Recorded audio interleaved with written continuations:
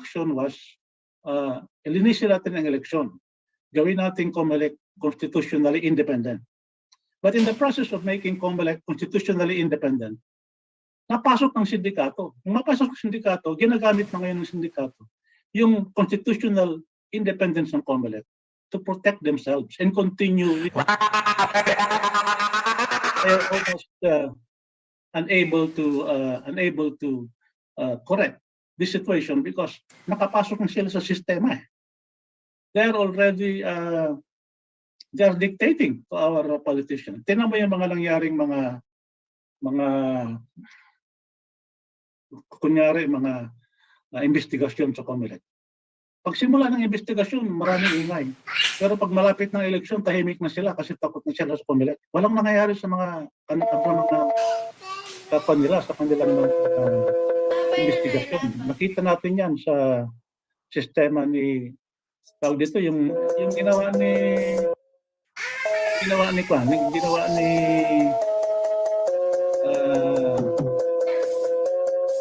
maingay na yan. There's some background noise. Ako, sir. Ginawa kitang focus niya yung try to size the sound. Si iPhone yan ang nag-aingay na yan. Si iPhone. Cellphone, okay. Si iPhone ang nag-aingay. Nasaan na si iPhone? Pinatay na. Umalis na. Okay. Anyway, I was saying that we have to do something about this election system because this cannot go on forever. Hindi pwedeng ganito na lang palagi ang election natin. Today, I will go after some feedback from you about what I just said. I will proceed towards explaining why there are so many millions of padded voters in the Comelec registries with simple arithmetic processes, ratio and proportions and things like that. But before that, what do you think of what I just said? Can I have the round table reaction from all of you who are present now? Let's start with Albert Lozano. Albert, can you react to what I just said about the rottenness of our election process? You can, I'm trying to unmute you. Okay, go ahead, Albert. Well, first, I would like to say good morning and Merry Christmas to everybody. And actually, I'm just new with this group, no? And I will still continue to maybe later on I can give my opinion. But to have this lamay for what do you call this lamay for Lamay ng bayan. coming election, this one is good. At least we can watch for this for all sa lahat ng mga lamay ng bayan, no? Ito yung maghanap natin sa maglulus sa oras ng election para mabuntayan natin yung mga kung meron mga katiwalian na darating. Yan nga, yung sinabing katiwalaan, yung That's all for now. Yung sign na yung nilagay, yung sign na kanilang inaprobahan si Maria Aurora Marcos, that is a sign na may gagawin na naman silang kalokohan. And we have to say, we have to expose that as early as now. Kayo mga Comelec, gagawa na naman kayo ng kalokohan. You try to clean up your act. Hindi naman lahat ng Comelec mga siraulo at saka mga ganyan. But they are in the minority kasi itong mga taong kakumplot ng mga sindikato dyan have very high positions in Comelec. So therefore, the ordinary Comelec employee is afraid to fight with them. So we, the citizens, have to come out in the open so that the honest Comelec people will come out and expose these people. And that is one of the reasons why we are doing this Lamay ng Bayan, to strengthen the will of the ordinary Comelec people who are honest people to fight this syndicate that are now ruling over them. That is the situation right now. There is no doubt about it. And that is the situation that we are facing. And that is, I am calling it the way it is. And Glenn Chong has been talking like this. He's an attorney. He has gathered the evidence. If you look at the situation in the what do you call this? In the yung sa mga YouTube niya, yung since 2010, he has been publishing a lot of documentary about how the PCOS machines were used for cheating in our elections. And they're giving it other names like I don't know what other names they call it now, but it's still the same thing. They use it to exploit the gullibility of people who are non-techies, and then they talk over the heads of the Filipinos, and they say, okay, to. And the PPCRB is a useless watchdog. The PPCRB just sanitizes and just justifies the present election system. For instance, simple process of the arithmetic that I was discussing. The dramatic instances of that was during the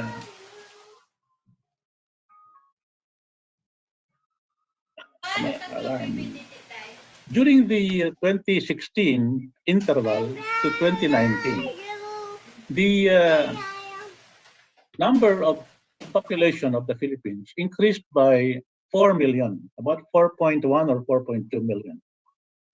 But during that time, if you look at the increase in the registry of the Comelec, it has increased by what do you call this? 9 million.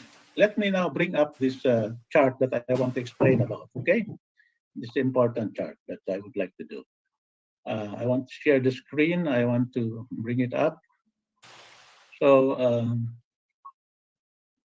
screen will be shared. That's not the part I want. Remember, I want to share my Facebook screen. How do I do that? This one. Are you seeing the screen now that I'm sharing? Yeah. Okay. Is Okay. it? Are you able to see it now? The screen, the table. I-minimize mo lang para makita namin ang actual registered voters kasi kalahati lang actual. I don't know how to do that. Ito may negative, positive. Ito sa may negative na ipindot. Taas. Paano ko ito ipapakita yung lahat ng columns? Yan nga, doon sa taas may positive, negative doon. Reduce at saka enlarge. Positive, negative. Ito. Yan. Ito. Yan. Sa ilalim ng you are viewing Hill Ramos screen. Sa ilalim ng? You are viewing Hill Ramos screen. Okay, approve. Okay. Oh, sipat ata marunong dito eh. Ano na yan? Ayan na ba? Oh, okay. Yan. Good. Thank you, Pat. Alam mo yung mga techie, mga bata, tayo yung mga tanda, hindi ko naintindihan yan. Pero maliit. Good. Thank you, Pat. Magaling si Pat, naintindihan niya to. And Pat has shown a strong interest, and she wants to mobilize the young people to understand what we're trying to do. So let us look at the columns here. There is a column here, population. Look at that, no? I am talking about the distance between 2016 to 2019. You see that figure? 103.3 million increased to 107.9 million. Okay? Yes. And then, if you look at the actual registered voters per Comelec record, look at the way our voters increased. It increased from 54.4 million in 2016 to 63.66 million. It is an increase of about 9 million. So, where did all these voters come from? And you know, yung 4 million na yan na nag-increase sa ating population, they are to be divided by cohorts. The cohort meaning by age distribution. Yung 4 million na yan, ang pwede lang niyang mag-register sa atin ay mga mga 2.7 million lang. Kasi yan lang ang mga 18 years old and above. So kung alisin mo yung 2.7 million na new voters doon sa 9 million na increase ng registered voters, ang merong pinad sila noong 2016 to 2019 na mga halos 6 point something, 6 million plus records. At hindi kakataka na noong iniingay ko to kasi kinakalat ko itong hindi nila ito masagot. Noong Pebrero, nag-purge ang Comelec ng mga 7 million voters. Kaya bumalik sa 58 million yung ating starting point nang magsimula yung kanilang registration process. Pero going back to the present now, ang danger ngayon na ginagawa nila, nag-increase na naman ang ating voting population. Ang ating population nag-increase ng mga 4 million lang ulit, mga 4.5 bata. Pero ngayon, yung ating registered voters ay tumaas na from 58 million, napunta na sa 65 million. 65 at saka I think lampas pa doon. 67 So, daw. Ha? 67. 67 million na. Yun ang kanilang sinabi. Okay. So, ilan ang in-increase nila? 9 million ulit ang kanilang dinagdag. Yan ang kanilang ugali. Tingnan mo, nag-increase lang ang population natin ng 4 million. Ngayon, 9 million ulit. Kung anong, kunyari, nag-purge sila noong February, balik na naman ngayon yung mga padded voters sa loob ng Comelec. Iba, in-announce ni Delia Guanzon na gagawin nilang automatic ang pagbalik ng mga kanilang pinarge. Kalokohan yung ginagawa ng Comelec. And this has to be exposed. Yan ang nangyayari ngayon sa 2022. At saka, sa 2022, active na naman dyan. Di ba, promise ni Digong, tatanggalin niya ang Smartmatic. Nandiyan ang Smartmatic. Yan ang mga kasama ng mga sindikato na mandadaya. Ang Smartmatic, ang boss nila, yung mga Comelec na sindikato. Ang Smartmatic, nag-i-implement lang yan ng kanilang utos sa kanilang sindikato kasi always hindi sila babayaran sa kontrata nila or something like that. Kasi matataas na pwesto itong mga nasa Comelec na ito.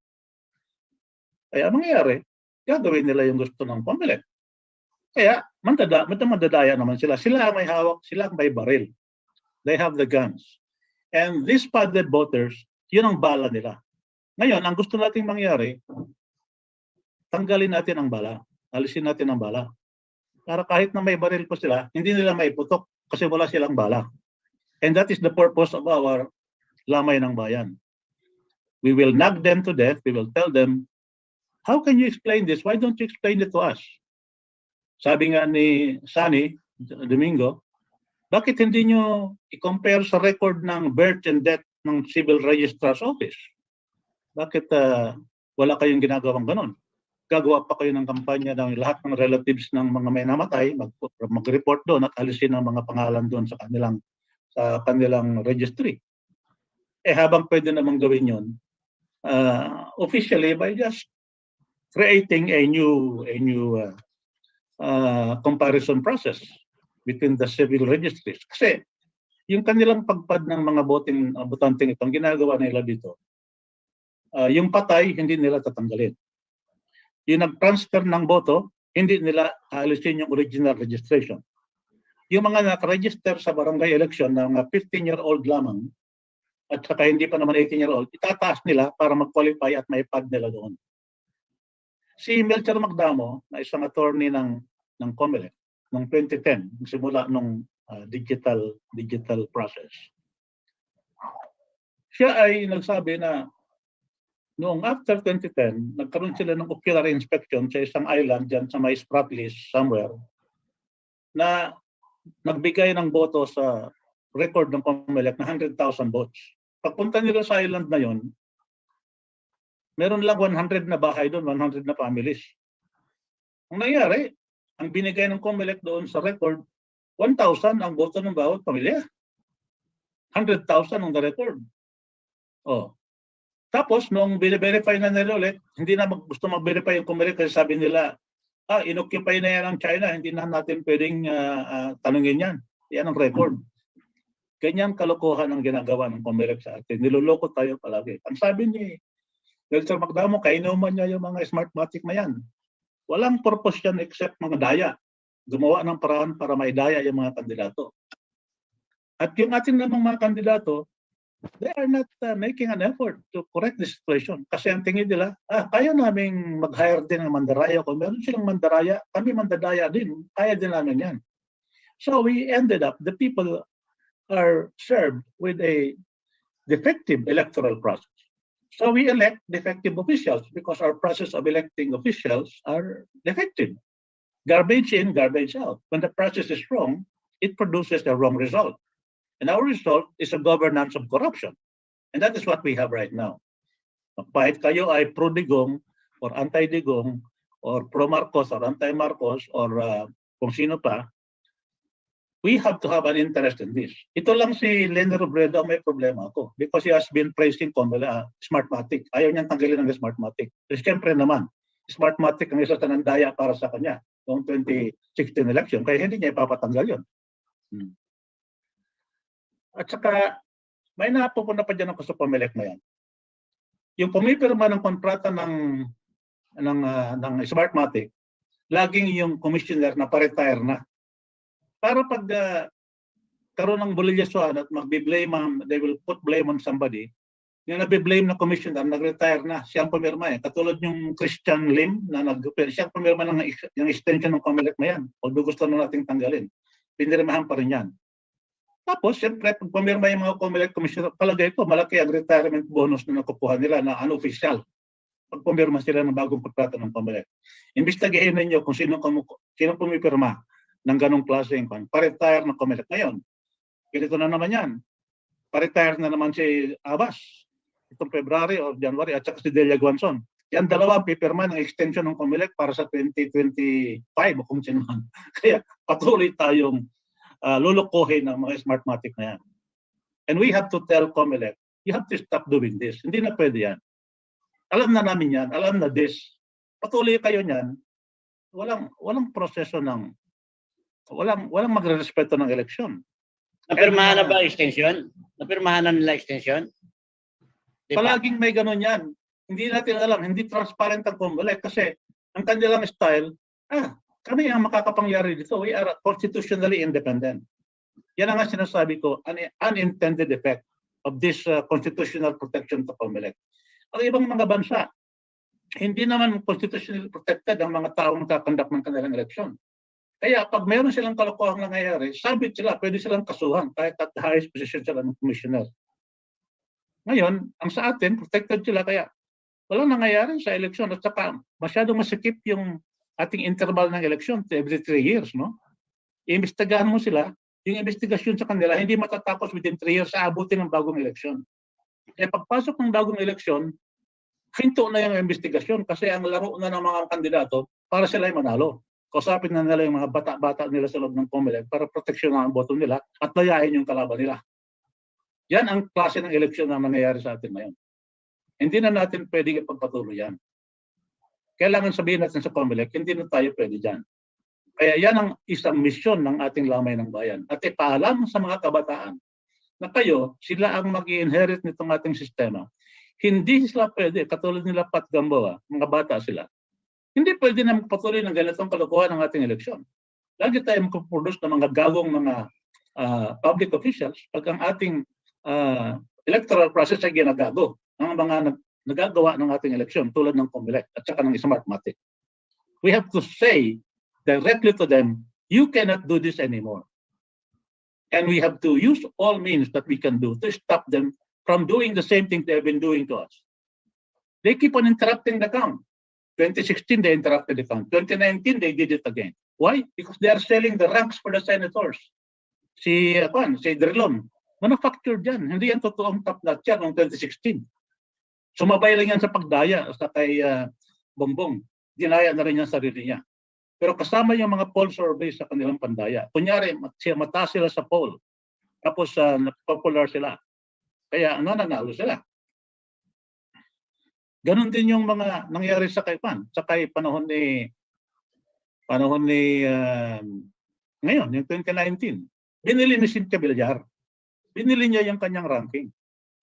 Kaya siya popular, naging number 1 siya. Kasi kung totoong popular, Cynthia Villar, yung kanyang bottom nakuha, malaking-malaki, popular siya talaga. Sana presidentiable siya ngayon. Kasi popular siya eh. Dapat maraming tao nagdedemanda sa magkandidato. Hindi. Kasi binili lang ang kanyang ranggo. Ang totoong top notcher noong 2019 ay si Bongo. At number 2 si Bato. Kasi sobrang kampanya ni Digong. Ibinoto ng tao si Bongo, di dahil sa magaling si Bongo. Wala namang alam yan si Bongo, kundi sumunod sa utos ni Digong. Pero dahil sa popular si Digong, panalo siya, number 1 siya. Yan ay talagang totoo. Pero dahil si Bongo ay gumawa rin ng sarili niyang kalokohan, nakipag-deal sa Comelec, kasi gusto niyang maging siguradong panalo siya. Hindi siya nagtitiwala na yung endorsement ni Digong ay pagkapanalo sa kanya. Stop siya. Kumbaga sa ay hindi na siya pwede magprotesta nung ang ginawang number 1 na. Di ba, nag-interrupt yung 2019 count, nabago yung ranking ng senador. Paglabas, number 1 na si Cynthia Villar. At number 2 na si Grace po. Si Bongo, number 3 na lang. Ganyan ang kalokohan na nangyayari sa atin. Importante yung ranking ng senador kasi usually, diyan naglalaro yung mga magiging mga leader ng Senate President, mga ganon. Kaya itong si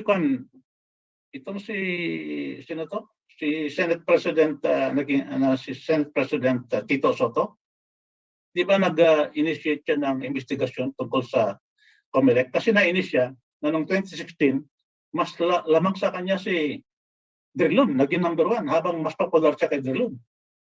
Kaya nag-imbestiga siya. Pero pag imbestiga niya, inabot na naman ang cycle ng election ng 2019, wala ulit usapan. Wala namang nangyari sa ganong election na yan. So, now, we have to tell the people who are conducting our elections, this cannot go on forever. This has to stop. We have to have a clean process so that we can have a clean set of officials, and therefore we could have to begin the start of a clean government.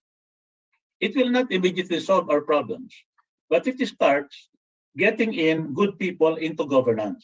And when you get good people into governance, although we say the system corrupts them, with more good people, there will be a tendency for them to introduce corrective mechanisms that will correct our governance system. And this is also one reason of our Lamay ng Bayan. One of the purposes of Lamay ng Bayan is for us to be able to shift our system into a transparent parliamentary governance with a question hour every week. The head of government, the Prime Minister, answers to the people every week. So, paplano pa lang sila ng kalokohan, tinatanong na sila ng kanilang kapwa ministro, na members of parliament. This will not be like an ordinary press conference na yung powerful yung presidente, magtatanong lang yung press sa kanya. Ang magtatanong sa head of government ay kapareho niyang elected member of parliament and powerful yun. Pag hindi niya gustong sagot ng head of government, he can organize a vote of no confidence, babagsak ang gobyerno. At saka sa parliamentary system, walang fixed tenure ang government. Pag yung ayaw na ng members of parliament kasi hindi na maganda ang palakad ditong mga umahawak ng kabinete, babagsak ang gobyerno, we will have new elections. And that's why this demand of coalition ng bayan, a coalition of this Lamay ng Bayan, should have also clean elections because in a parliamentary system, madalas ang eleksyon. Madalas ang eleksyon. But let us go back to this history of our numbers both. And I have to explain all of these columns here that you are seeing here. You see, of course, you have the first column of this table. You have the years from 1987 to 2019. You will note that there are blue lines and there are red lines. 1987 was supposed to be the start of a new system on a post-Marcos period. So Ramon Felipe, I think, cooperated with the new government and had a process of having a real clean record of elections. So you will note that the expected registered voters is 26.6 and actual registered voters is also 26.6. Parang walang padding ito. Let's assume na walang padding ang 1987. So 0 padded votes. Ang qualified registrants niyan ay 39 million kasi usually it's about 68% of the increase in population is 68% of population are 18 years old and above. So you see the population is 57.3. You multiply that by 0.68, you will get 39 million. Okay. The actual registrant effort by Comelec is the ratio of the projected registrant over the actual registered voters. So it's the fact that they are able to see this one, they are equal, no? The projected registered effort ratio is that based on the population, yan ang 68% ang kanilang nare-register na mga botante. Meaning to say, if you get the ratio of the registered voters, itong actual registered, 26.6 million, ano, sa 1987, ang mangyayari dyan, they will be 68% of this population of 57. Okay, you can kindly check these ratios because this is just arithmetic. This is just what do you call this? Ratio and proportions. Anybody who has a grade 5 ability to do arithmetic can understand what I did here. This is not sophisticated mathematics. However, you know, let us move from 1987 to 1992. You will see now here that the registrant effort in 1992 is now higher than this 0.686, which was what we see here, no? It's now 0.72. These red lines are the lines when we had padded voters injected into the registry. Kasi dito makikita mo, dito ang increase ng population natin increased from 57.3 to 65.3. So nag-increase from 1987 to 1992 by a total of 8 million, correct? This 1987 to 1992. That was abnormal times, hindi pa 3-year election interval yan. Panahon pa ni Korea yan, ang pumalik ka kanya dyan si Ramos. 8 million ang nakalagay dyan, ang increase. Pero ngayon, ang increase ng ating ating expected registered voters ay nag-increase lang ng yung increase from 26.6 million to 32.1.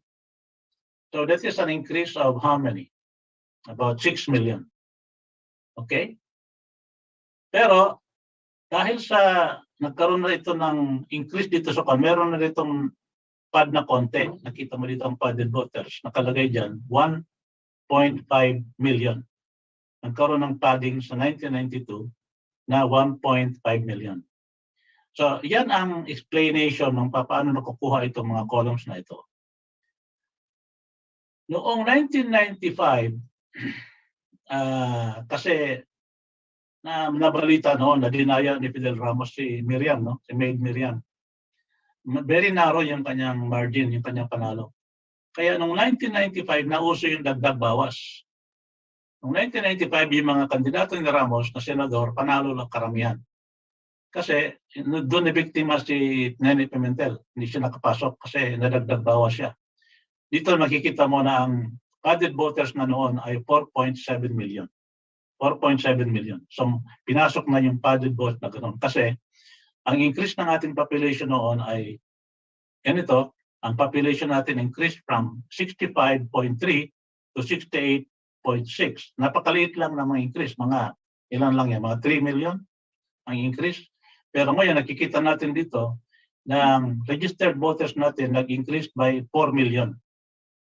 So many ang nag-increase, nagdagdag na ito ng from 32 to 36. Habang dito 3 million lang. So meron na yung mga kalokohang nangyayari na itong panahon na ito. There were other processes that I used to estimate and I came up with 4.7 million as padded voters. Naalala nyo, nagpapirma si Ramos noong 1995 para siya ma-extend, para makakandidato siya bilang presidente. Yung kanyang pirma, para maging malinis yun, kasi kailangan niya ng 12% ng total voting population at saka 3%, I think, of the merong ratio na dapat siyang ma-meet, kailangan palitin niya ang number of voters. Palitin niya.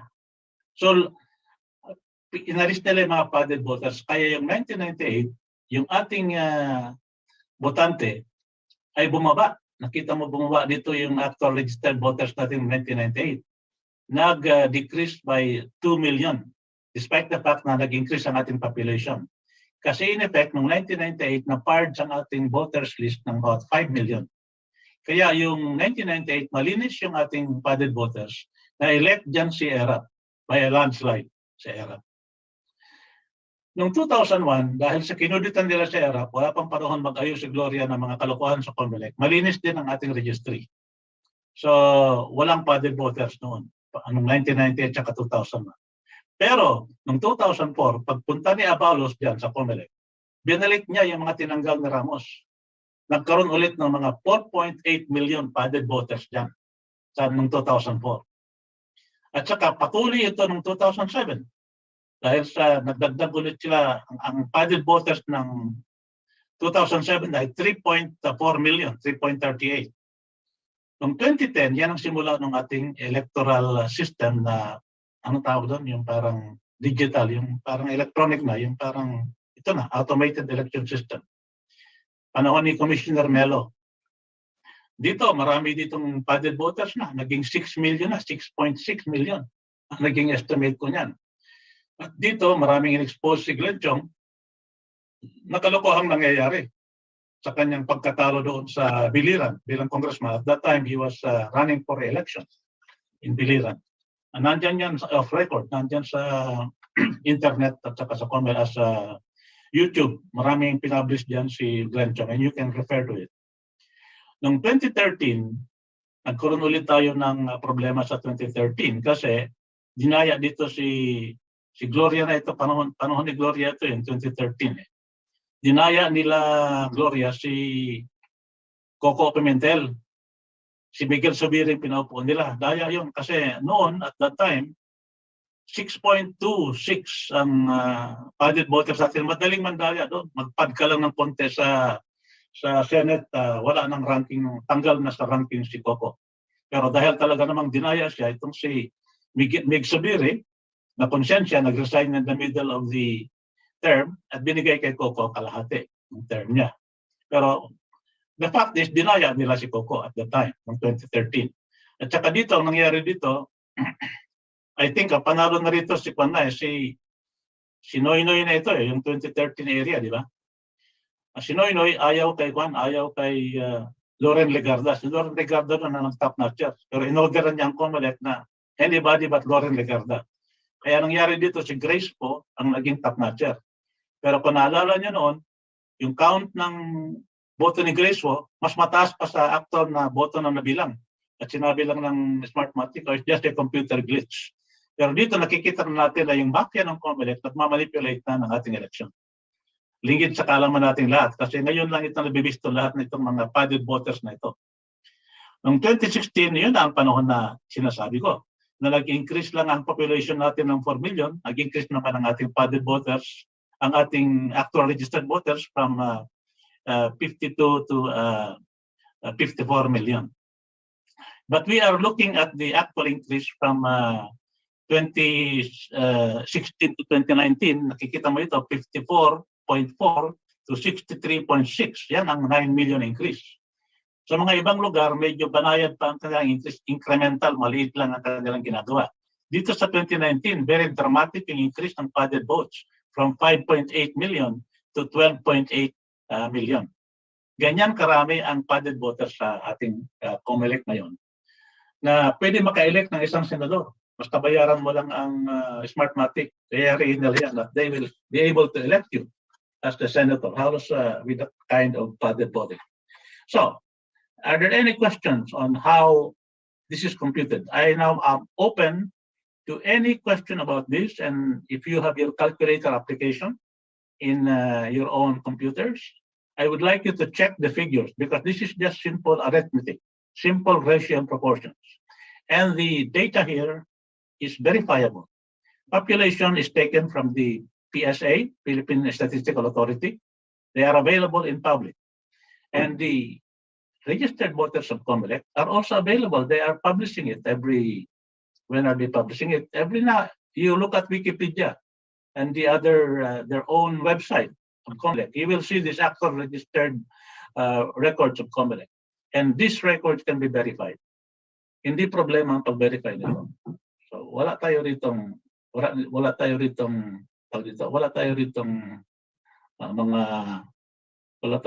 mga sinasabi nating manufactured manipulation of the data. Okay, Pat Gambawa, go ahead. You can ask your question. Hello, sir. Merry Christmas. Can Hello. you hear me po? So, meron po sa chat box na questions. Babasahin ko na lang po. Okay, sige. So, it is from Malim.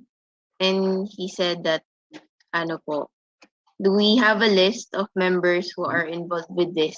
Tsaka what's the best course of or plan of action for this exposure daw po? Pakiulit, Pat, what is the best course of action? Or plan of action for this exposure dito po sa data na pinakita niyo po. Okay. All right. I think makakasagot niyan ay si Sunny Domingo kasi siya nagpaplano nitong ating Lamay ng Bayan. Sunny, can you take the floor and answer the question?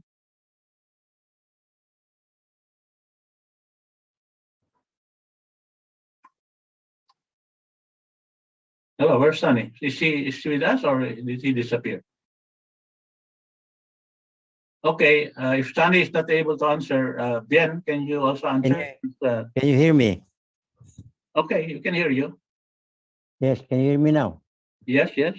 Yes, yeah, okay. The first question, who are the people behind this activity that we have now, the Lamay ng Bayan? This is a trial run for a face-to-face Lamay ng Bayan in front of the cathedral in the Comelec, assuming that we get all the permits needed.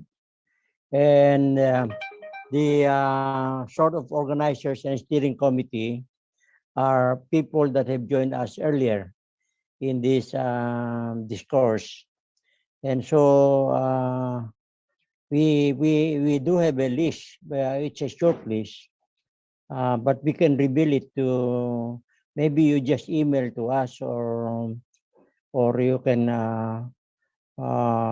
just observe first who are the people, because they come in and out. Like we had Joelina of course, the Korea administration.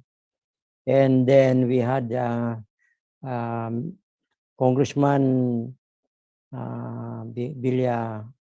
Villarama. And then we had JPE Enrile. These are the personalities that have been joining us. And others are all, of course, ordinary citizens that are interested in democracy, considering that the Comelec is the bastion of democracy. When we have a rotten Comelec, we will have a rotten democracy.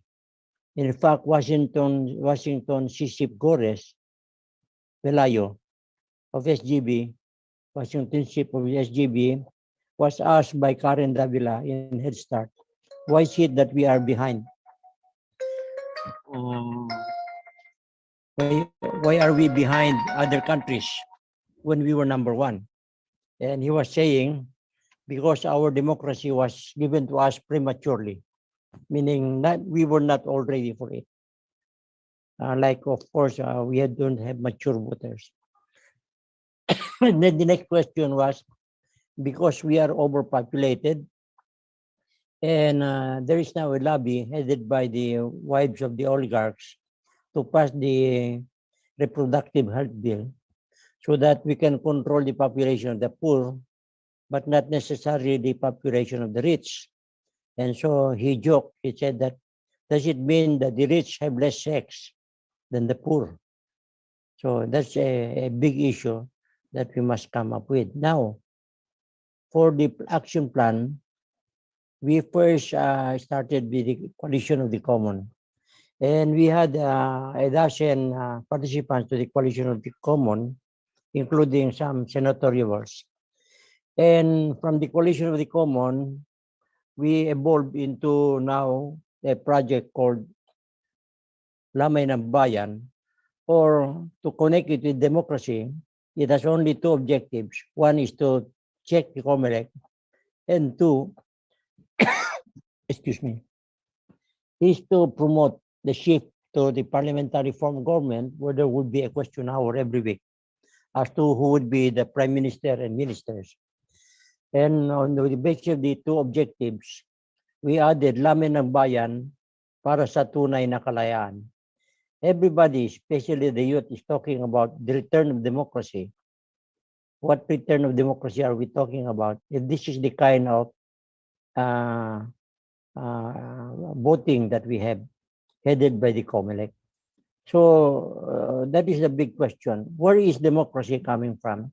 The true democracy. Is it the people power? Is it the Comelec? Is it the majority of the people? Is it the people behind this kind of move? And so I hope that you can continue to be a part of this, because this is now a move of the people, of the unknown people, of the people that needs empowerment, of the citizens that are concerned, or they call it the concerned citizens. And so everyone else, we must consider to be a part of this as we expand when we have the face-to-face already. It's very hard for people to follow the Zoom meeting, but this is a trial run, and I'm happy that you are participating now. So you are like part of the small Laman ng Bayan now for this hour, and so you're getting the explanation. The program will look like in the morning, there will be consultations on Comelec issues and other issues of the government, where the citizens can join the round table in a tent that we will set up in front of the cathedral and the Comelec, hoping that the cardinal would allow us there. And we will keep the place clean, of course. And then for every participant, they must bring a stone and put it on the corner where they have the candidate that they like. So we have 4 corners. That means we have 4 major candidates where you can bring your stone. Whatever is the color of your stone, bring it to the color of the candidate. Of course, you know the colors of the candidate. And then in the round table meeting in the morning will now be announced to the Comelec in the afternoon as to whom we will select to represent a citizens' hour speaker. Maybe we can accommodate 3 or 4 speakers for the citizens' hour to explain and to get the attention of the Comelec. And if not the attention of the Comelec, get the attention of any government agency that they would like to answer some questions that they would like to raise. Of course, we'll try to do due diligence that it can be validated. Whatever is their complaint, nothing parochial, nothing personal. It should be national. The second hour will be a candidate's hour. Anybody, independent or party candidates, can join us. We do not expect the major candidates to be joining us there, but the minor candidates, starting maybe with General Parlade, who is having a hard time now with the Comelec, may want to be, may want to speak in front of the Comelec on what he thinks the Comelec is doing to him, why they are trying to kiss him out of the race, and other candidates who have something, some proof against the Comelec, including, of course, Glenn Chung, Attorney Glenn Chung, and anyone who has anything against the Comelec, because it's about time we target the Comelec. So in the art of war, we target our battleground where we hope to win and where we believe we can win. In this case, the target is Comelec. We believe we can win as concerned citizens against them. Now, the third hour would be a question hour where the panelists will come from our group. And if you want to be a volunteer to be a part of the panel, then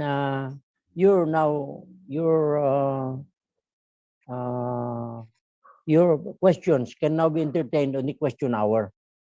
And it should be answered by the candidates or the citizens that came up with whatever issue they have against the Comelec. And that will be 1 hour.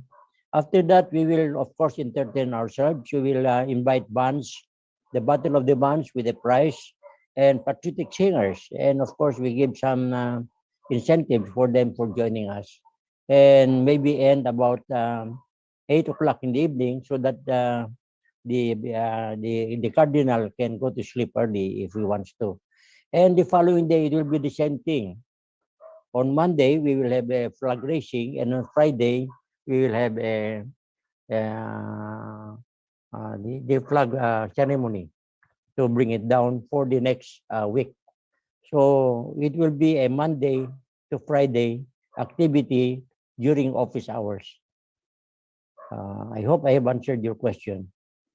Yeah, but I understand, Sunny, that we will continue to have a presence there even during the weekends of Saturdays and Sundays. It will be continuous Yes. presence. Yes, yeah, those will be the consultation days, meaning we can debate, we can have roundtable discussions. Anyone can come and open up a topic, and if we agree on the topic, Saturday and well, Sundays, Saturday and Sunday Saturday and will be fellowship hours Yes. among those who are yeah, participating. By the way, I have fellowship, made in this session right now, I have made Pat Gamboa, also a co-host, and you are also a co-host, Sunny, and also Ben Lorque and Ben Lugud. So you have a co-host capabilities. You can admit people who are now in the waiting room area, and you can also monitor some of the comments that are in Facebook. Mel, are we being streamed into Facebook and into YouTube? Mel Lugud, I'm asking you a question. Yes, sir. You are live. Okay, that's good. And can you monitor the comments there so that we can respond to them? Yes, sir. yeah. Could you bring in Joey Respicio? He's our regional head for the coalition of the commons. He's Okay, trying to enter. Pat Gamboa, are you still there? Pat? Yes, sir. Hello, Yeah, okay. everyone. And you are now a co-host. You can also take care of admitting people who are in the waiting room. Okay, got it, sir. Okay, thank you very much. Thank you very much, Pat. Okay. So going back to the table I presented and the data that I presented, are there any more questions from people? I have a write-up of this, which is showing in detail how the columns were computed with just simple arithmetic. Those who are interested can PM me, and I will send you the write-up if you want to investigate this yourself and do your own computations, which are simple arithmetic computations. Sabi nga ni ang Presidente Bill Clinton ng Amerika, karamihan ng mga governance issues, simple arithmetic lang. Arithmetic lang yan. That's all just arithmetic. It is not difficult to understand as long as you have the Sir, I will have to questions. understand. Go ahead, Pat. You have a question? So, yung data po ba that is shown on the screen today, is it yung Hello Garci scandal, is it related to that padded votes po? Well, the Hello Garci scandal happened during before the what do you call this, the automated elections. That was 2004. You look at 2004, we already have padded votes about 5 million. So definitely, these padded votes were used in the process of cheating Fernando Poe Jr. Because if you look at the situation, Fernando Poe Jr. was more popular than Erap Estrada. He was called the king of Philippine movies. Look, in 1998, when there were no padded voters, Erap easily won with a landslide.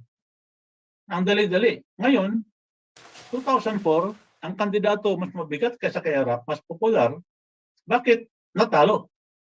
Kasi, yan nga, ginamit na yung Hello Garcia at saka padded votes. Talagang binaratan ng padding doon. Binalik ni Abalos yung mga tinanggal ni Fidel Ramos kasi si Fidel Ramos was under pressure noon ng mga Amerikano ata na linisin yung ating electoral process. At saka gusto rin niyang maging magkaroon ng extension, so yung pirma niya, inadvertently, nalinis niya yung voting list natin. Kasi gusto niyang lumiit ang alisin ng padded voters para yung proportion, yung percentage na kailangan niyang makuha for the pirma process ay maliit lang. Hindi na kailangan malaking effort. So nalinis yung ating election noong 1998. Yung 2001, kaya malinis yan kasi nandun pa yung mga ibang appointed sa Comelec na mga bata ni ERAP, kaya malinis pa yan at saka hindi pa napasok ni Abalos yun. 2004 pumasok si Ben Abalos at siya ang gumawa ng maraming kalokohan dyan. Kaya sa tindi ng ginawang kalokohan ni Ben Abalos Pandaya para kay Gloria, halos untouchable siya nung panahon ni Gloria. Kaya di ba nagplano siya ng malaking CTE deal with China, yung digital highway na hindi natuloy. Kasi yun ang kanyang payback. Kasi isip niya, dinaya kita Gloria, bigay mo sa akin yung malaking kontratang ito. Which nabisto, nagkaroon ng mga whistleblowers, hindi rin nangyari.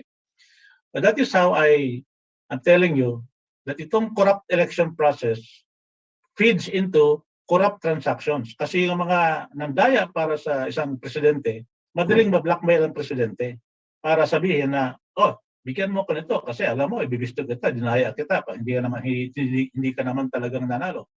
Something like that. That's why, naalala niyo yung panahon ni Gloria, marami siyang mga inaalaga ang military kasi maraming gusto magkudita sa kanya because of the instability of this regime from the corruption of the election. Go ahead, Pat, you have a question? So what about the 2016 election? Is it possible po na ma-expose po like Hello Garci kahit matagal yung pag-expose dun sa scandal na yun?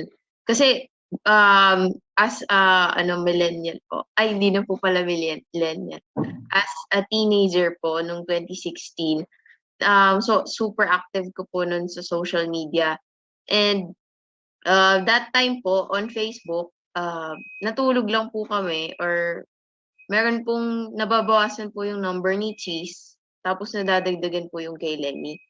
Tapos doon po nagtataka kami po kung bakit po nangyayari yon. So ang dami po palang padded votes po noong time na yon. And nagulat rin po kami kasi si Drilon po. Kasi po po ako, parang watchdog lang po sa sa social media kasi I cannot vote back then po.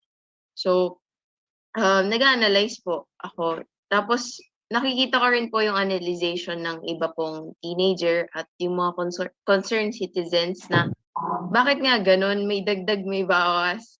So, meron po bang chance na ma-expose po yung cheating po noong 2016 elections? Kasi, as you can see, parang in denial pa rin po yung yung Comelec sa mga nangyayari po noon. Pero doon po lumabas si Glenn Chong. Yun nga, Diba po? the chance to get that exposed is what we are doing now. By insisting on this explanations, mapipilitan ng Comelec sumagot sa atin. Kasi Transparency po ba yung natin, goal po? Ano yon? Transparency po. Transparency, yes. That's our goal. Pero alam mo yung Comelec, they are hiding behind this constitutional independence nila. Kahit na imbestigahan mo sila, sasabihin nila, kami naman ang sinabi ng Constitution, kami may desisyon, kaya wala kayong pakialam sa amin. Parang something like that. Yun ang ginamit nila. Doon na rin nagtatago sa provisions na yan, yung ating mga sindikato na may hawak sa Comelec. Kasi andyan sila sa loob mismo mga they are high director officials, hindi sila mga commissioners, pero ganun.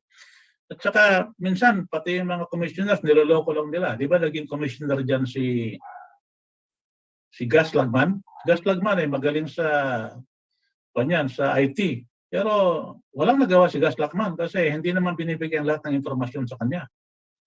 So these commissioners also sometimes are just at the mercy of these syndicate people who are controlling the data flow inside Comelec. Now we want this data flow to be exposed.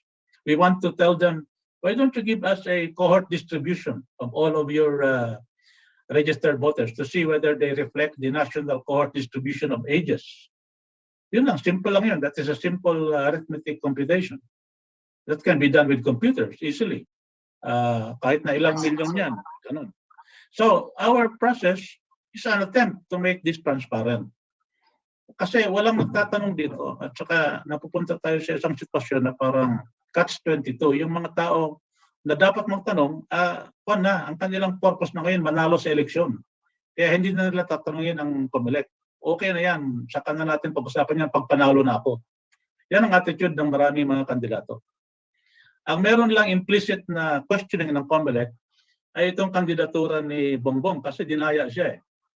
Kaya alam ng mga tao, kaya nga palagay ko yung isang malaking rason kung bakit maraming tao nakamping ngayon kay BBM kasi gusto nilang ipakita na okay, Comelec, tingnan natin kung kami marami na kang kampi kay Bongbong, tingnan natin kung kaya niyo pang dayain. Something like that.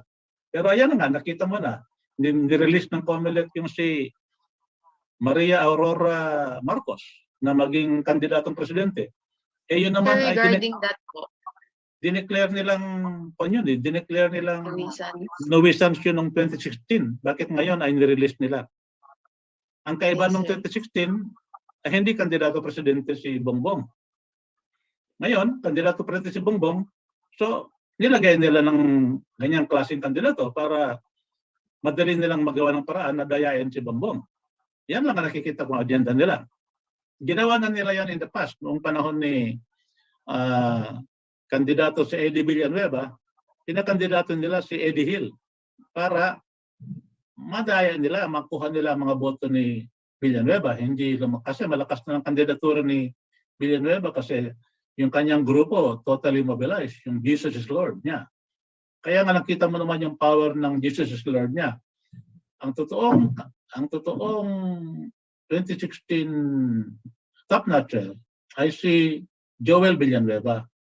Dinaya lang ni Drilon. Kaya si Drilon naglabas na top notcher. Noong nagsimula magbukas ng mga ballot boxes sa Senado, ang lumalabas doon si Joel Villanueva ang binoto ng tao as number 1.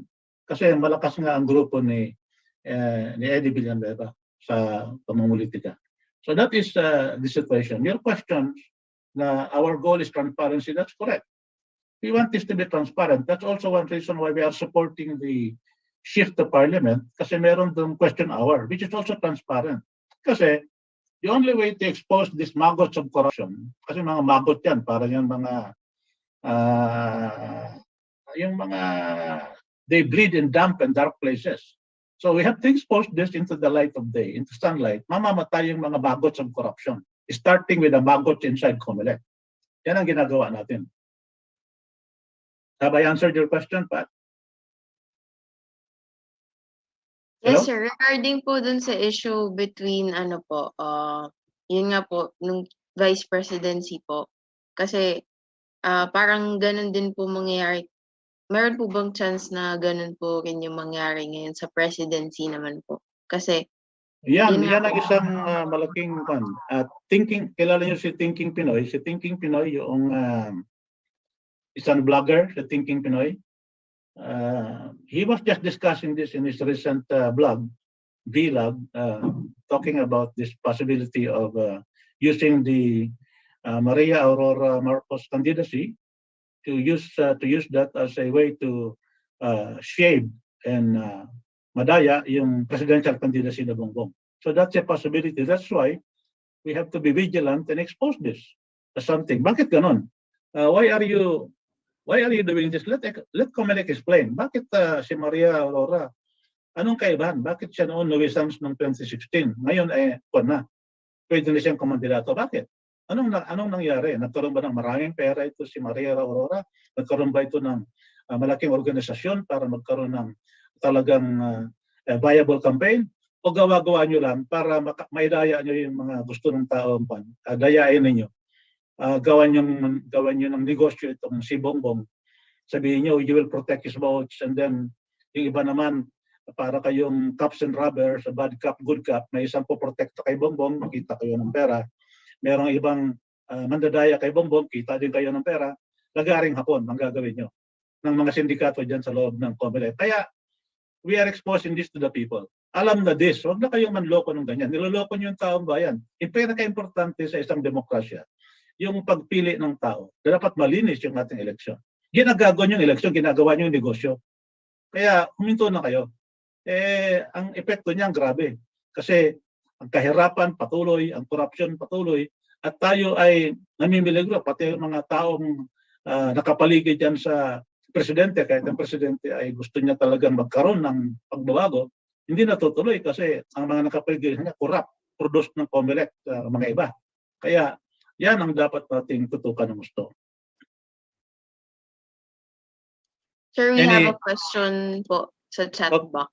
Okay, go ahead. Ko na lang Read it. po si You can read Miss- it. Go ahead. Ay, sige, i-read ko na lang po. Okay. So, ang question up niyo po is, how could General Parlade be a nuisance candidate while an independent candidate whom we haven't heard before is not? She said specifically Maria Aurora Marcos. So, Yeah. Yeah, that's true. That is why we are questioning the Comelec.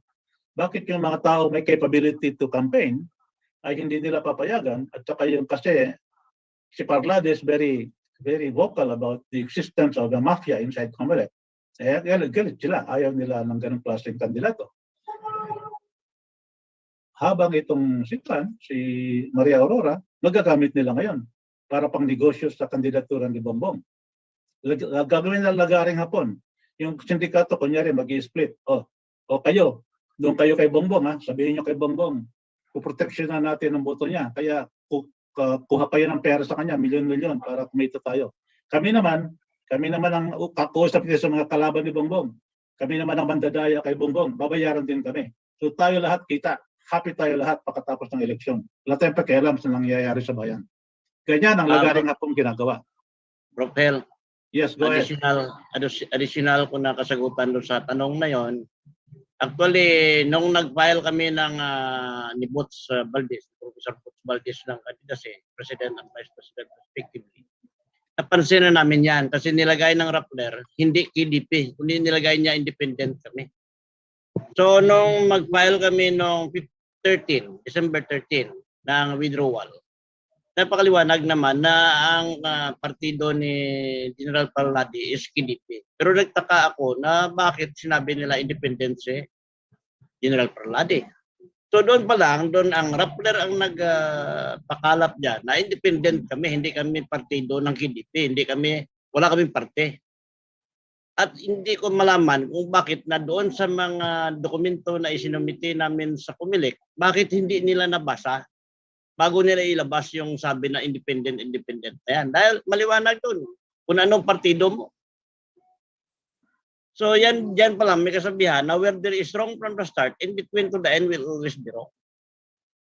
Kaya dito sa mga ginagawa natin ito, nabanggit kanina ni Kasani na kung bakit na dalawang issue lang ang pinaka-target natin. Una, itong padded voters nito ay kung maari i-transparent ng Comelec ito kung paano nila murahin. Dahil may record naman ang census at may record din sila sa Comelec. Paano nangyari ang mga ganitong sistema? Pangalawa, just to resolve the issue of corruption, ipilit natin sa mga kandidato, whoever they may, ipilit nila yung parliamentary system of government. Para doon sa parliamentary system of government, dahil may question hour, makikita ng mga taong bayan kung ano ba ang performance ng mga namumuno sa bayan.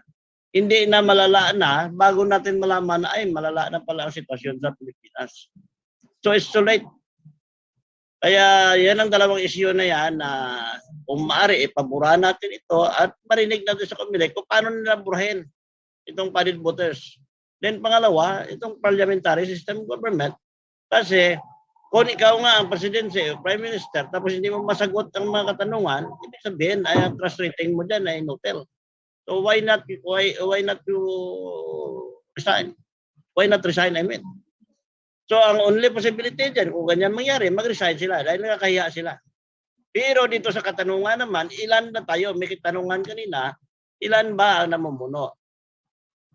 Ang katanungan na yan, ikaw mismo na nagtanong, ikaw sa namumuno. You have to remember that sovereignty resides in the people. And all government authority emanate from us. So ano bang ginagawa natin? Pinaaral tayo ng ating mga magulang para sabi na, sige mag-aral ka para hindi ka maloko. Ay ngayon nakapag-aral naman tayo, papaloko na tayo. Takot tayo. So ano kinakatakutan natin? Sabi, baka mapatay tayo. Bakit? Lahat naman tayo mamatay. So ano kinakatakutan natin mamatay? So, hindi ka man nalaban, mamatay ka rin. So why not laban? Hindi ka lumaban ngayon para mga henerasyon natin, mabigyan natin ng kabutihan ng future. Kaysa manahimik ka na, ganun din ang sumatotal, ganun din ang datnan mo. So yan na akin na clarification doon kanina sa nabanggit kay General Parlade, although hindi pa kami nag-usap-usap dyan, pero itong sistema na ito na naging independent si General Parlade at hindi KDP, yan ay napakamali na balita. Kasi doon mismo sa pinirmahan namin sa Comelec, napakalaki ang pangalan na Katipunan ng Demokratikong Pilipino. Hindi nakita ng Rappler yan? Yan lang. Yung issue ng pagiging independent ni Parlade, that is a way to oust him out of the candidacy kasi hindi pwede mag-substitute ang independent candidate. Kaya by relegating the KDP to independent status, hindi pwedeng pumasok yung kandidatura ni Parlade. Kaya yan ang ginagawa nila. Ang ginawa ni Professor Butch Valdez, kung nag-withdraw kami nung 13 na yon ng umaga, nag-withdraw kami at palit si Parlade sa kanya. Pero yung background na ginagawa ng Comelec ngayon, sinasabi nila na walang, yung KDP is not in good standing kasi nagkamali sa processing ng documentation to call sa authorized signatories. Yun ang kanilang ginagawa. 2019, nag-participate ng KDP, bakit nila kinwestiyon? Yan ang mga dapat na pag-usapan kasi I think ina-appeal yan ngayon ng KDP kaya dapat suhayan natin yan at suportahan natin na mag-explain ng tama ang Comelec kung bakit nila ginagawa yon. Bakit si Maria Aurora Marcos payagan nila magkandidato, itong KDP hindi nila payagan magkandidato. Yan ang mga tanong na dapat sagutin ng Comelec. Kasama yan sa ating ilalamay dyan, sa ating presence dyan sa physically at ating gagawin yan sa ating communication sa lahat ng mga tao sa buong Pilipinas at malaman ng mga tao ang kalokohan ng Comelec. Sir, may question po sa chat box. Okay, go ahead. Go ahead. It is from Vivo and yung question po is, can we threaten them na madidismantle ang Comelec? Para sa akin, hindi po madidismantle yun. Pero siguro yung electoral system, yung pag-vote, yun po siguro, di ba po? Kasi nasa constitution po yung Comelec. Well, that is, I think, a question of reflecting yung parang frustration of the people. Yung talagang inis na. Pero let us be reminded that the only reason why the military respects civilian supremacy is because it is premised on the fact, base yan sa katotohanan na ang isang elehidong opisyal, public official, ay talagang may totoong mandato galing sa taong bayan. Yun lang ang rason kung bakit ang isang military person ay susunod sa utos mo. Kahit nabigyan mo siya ng utos na nakangahulugan ang buhay at kamatayan niya. Dahil sa ikaw ay isang totoong elected official, ang mandato mo ay hindi daya. Pero kung ang ating Comelec ay ganyan, kalokohan ang ginagawang eleksyon. Nagmamanufacture sila ng mga elected people. Okay? Hindi lang presidente, kundi pati mga senador at congressmen na nagkakaroon ng power sa commission and appointments para i-promote yung mga military people natin. Yang kung ang kanilang mandato ay galing sa pandaraya, walang rason kung bakit ang military ay magre-respeto sa kanila bilang supreme civilian authorities over them. Baka ang mangyayari dyan, pagpatuloy ng kalokohan ng Comelec ay gawin ito. Ang buong military ay walang re-respeto dyan sa mga elected officials na lalabas sa Comelec result. At baka pag umutos yung official na yan na sugod kayo sa kalaban at patayin yung kalaban, baka bumaliktad ang military at sila pagbabarilin. Ganyan kabigat ang kalokohan na ginagawa ng Comelec. Because the only reason why civilian supremacy remains supreme over the military is because the military respects the mandate that the people gives to our elected officials. If that mandate is in doubt, if that mandate is corrupted, if the election process is corrupted, there is no reason for the military to respect civilian supremacy. And yet, that is the reason why later on this will be dismantled. Pag umabot na sa hantungan ng kanilang pasensya, ang mga matitinong military leaders natin.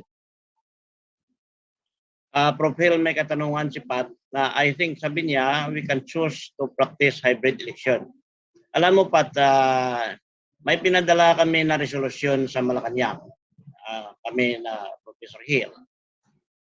Pinadala namin na the President has to declare the shift of government from presidential to parliamentary.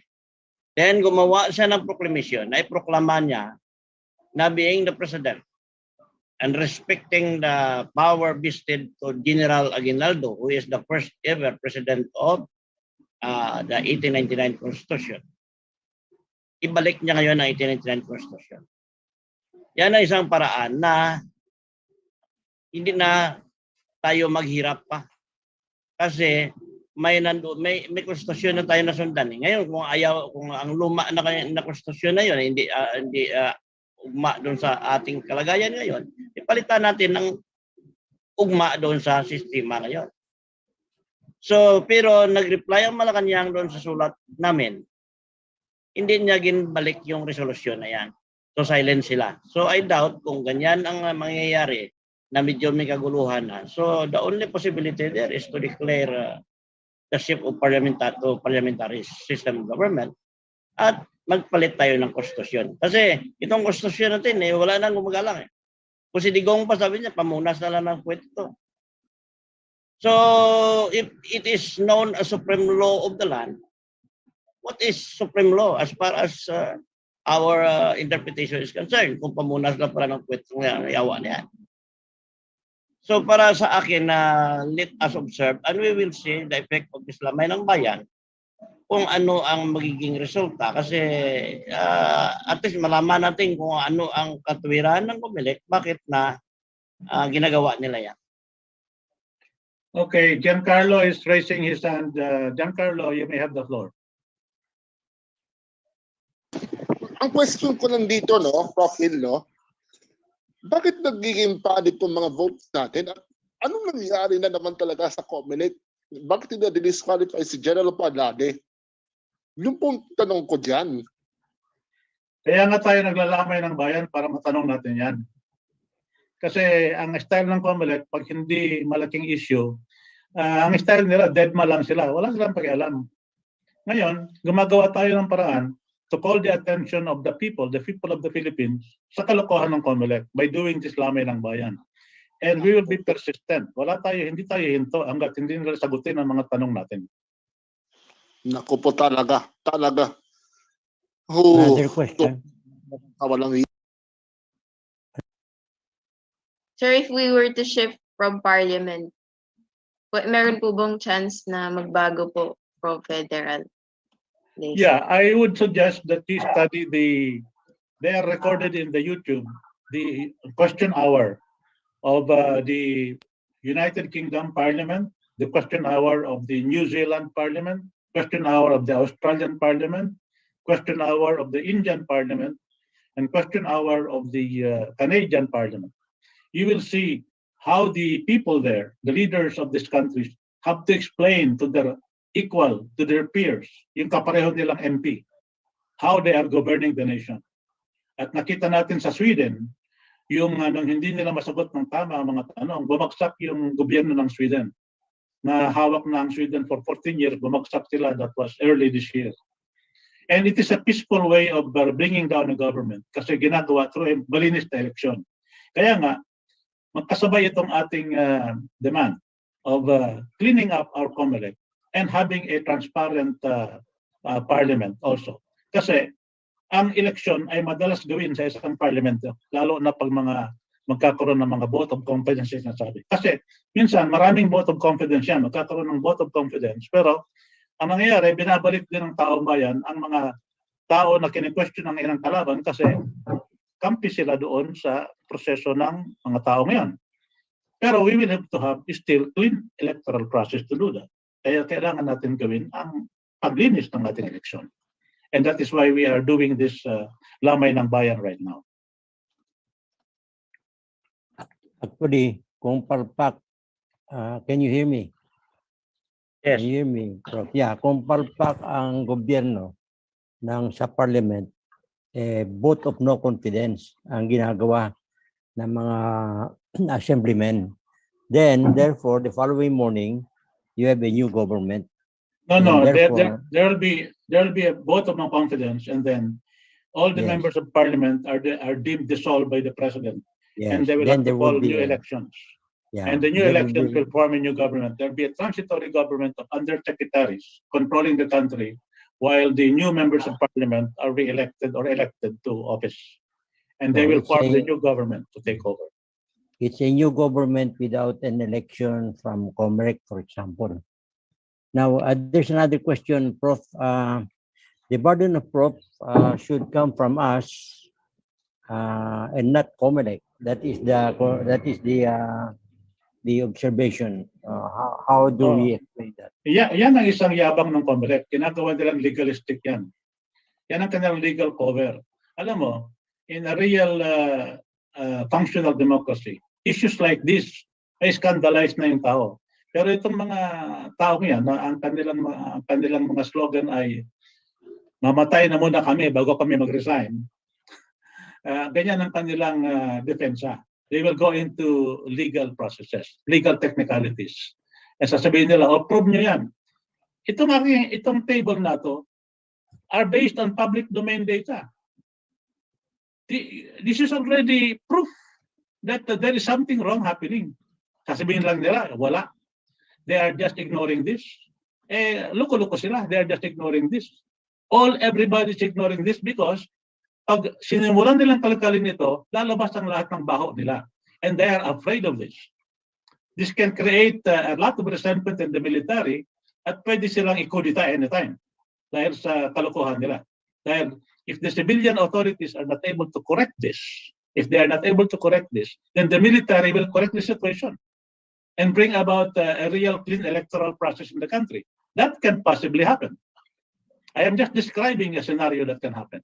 I am not necessarily advocating it. But what I'm trying to tell the civilian proctors of our country, fix this. Kayong Supreme Court, SCPET, fix it. Fix the situation. We want it fixed. Kung makukuha sa santong dasalan, bakit hindi natin gawin? Huwag na tayong pumunta dun sa santong paspasan. Kasi mahirap na yon. We will get into a slippery slide of a situation wherein we might not be able to control unintended consequences. Mahirap yun. That is why we want you to fix this. And one of the efforts we're doing is to peacefully fix it through our Lamay ng Bayan effort. And that is why we are gathering all the people who can believe in what we're doing and who can do this process that we're doing and tell them finally to listen to the fact that they have to correct the situation as quickly as possible, as peacefully as possible. Yeah, the Lamay ng Bayan is a peace process. There will be no untoward incidents that should happen here.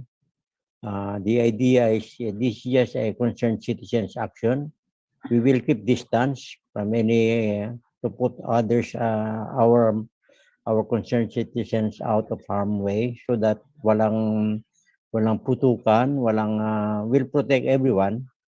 Walang yung mga tinatapon na tear gas, no marching. We will just ask them to take a seat if there's still enough seat, and if there's none, they just stand where they are on a social distance. We'll ask them to listen, and we'll ask Comelec to listen also to us because we will have a very loud speaker there that I hope the cathedral officials will allow us to do because they will be affected also by the sound. But we'll try to be civil. It will be a civil demonstration of what democracy should be. And that's what democracy should be. We should pursue democracy by way of a peaceful assembly. No peaceful assembly, no democracy. No transparency of the Comelec, no democracy. Yeah, go ahead. Prof. Hel, para makita natin ang mga participant, pakitanggal ng list of voters para makita natin ang lahat ng participant. Okay, thank you. Yan na, marami-rami na rin pala tayo. O, kaya nga. Well, Mel, you can take a picture of this, and I was encouraging people to download sa kanilang background filter itong Comelec picture, ang picture ng building ng Comelec. Para later on, sa next Sunday, pag-meet natin ulit, and to assess the development sa ating election, ang lahat ng naka-background filter natin ay ang building ng Comelec. Para virtually, para tayong nasa harap ng Comelec building. That's the effect that we want. So ngayon, just Mel, just take a picture of this, a screenshot, so that we know who are present, so that in the next time, we can assist them to create a background filter sa kanilang mga ginagawa na Comelec building. Madali lang naman yan gawin. Yung mga magaling sa Facebook, kayang gawin yan. At tulad siguro ni Pat, alam ni Pat gawin yan. Download niya isang picture ng Comelec, ilagay sa background filter ng kanyang display. Hindi ba? So, and then we will look like we are all in Ayaw front of the magpakita Comelec. ng filter. So, kung Depende mga, sa ano, sir. Depende po sa background. oo nga, Dapat solid background po. gagawa ka ng image, idadagdag mo doon sa mga background mo, tapos yun ang gagamitin mo pag-appeal mo, pag-attend mo ng Zoom. Pwede mong gawin yun eh. Yung sa choose or upload an image, and then meron ka na kaagad. Madali naman makuha ang image ng Comelec na yan dun sa Sir, YouTube. can you see this po? Ha? Ganyan po yung result. Oh. Ikaw, Nag-glitch po ba't siya hindi sa- mo gawin, Pat? Pwede mong gawin yan para makita ng mga tao, pwede kang magpalit ng background filter ngayon. Ayun nga po, ito po siya, sir. Ayaw pakita ng background. I don't know, pero sa Ayaw? ano siguro, sir. Yeah. Hindi, may Baka video si Mel laptop. pinakita kung Ayun, paano sir, palitan. kaso Baka si Mel, Melo. pakita mo mamaya ang Okay po. video paano mo palit. O si Mel, magpakita siya ng share screen niya kung Makita paano si niya Mel, ginawa. Oh. explain niya kung paano magpalit para sa sunod na ano natin, na Zoom. Lahat tayo background natin ay Comelec. Ay Pwede plus, bang plus pwede yun. na magpalit? Pwede magpalit ngayon bago magretrato? Oo. Pwede magpalit na. Pwede na magpalit. Yung mga kaya magpalit, pwede na magpalit kung alam niyong gawin. You can do it. Alam mo na gawin, kasane. Baka Ako meron nagyakatan. pwedeng, baka meron marunong dyan. Hindi ako marunong eh. Mel, ano mo nga kay kasane kung paano, gaya ginawa mo kanina. Si Mel, mag-explain. Yan, kahit ganyan ka lang. Actually, meron akong video Ah, nag-post sa chat yung link ng tutorial paano. Ha? Yung link Kanina ng mayroon video eh. nasa chat. Zoom chat natin. Sa chat, nalagay mo na. Sa chat pala, tingnan nyo. Nandoon ang tutorial.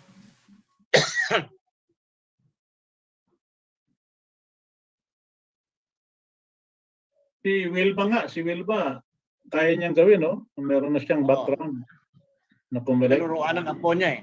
Sabi niya, apo niya nagturo sa kanya. Yeah. While doing that, may tanong.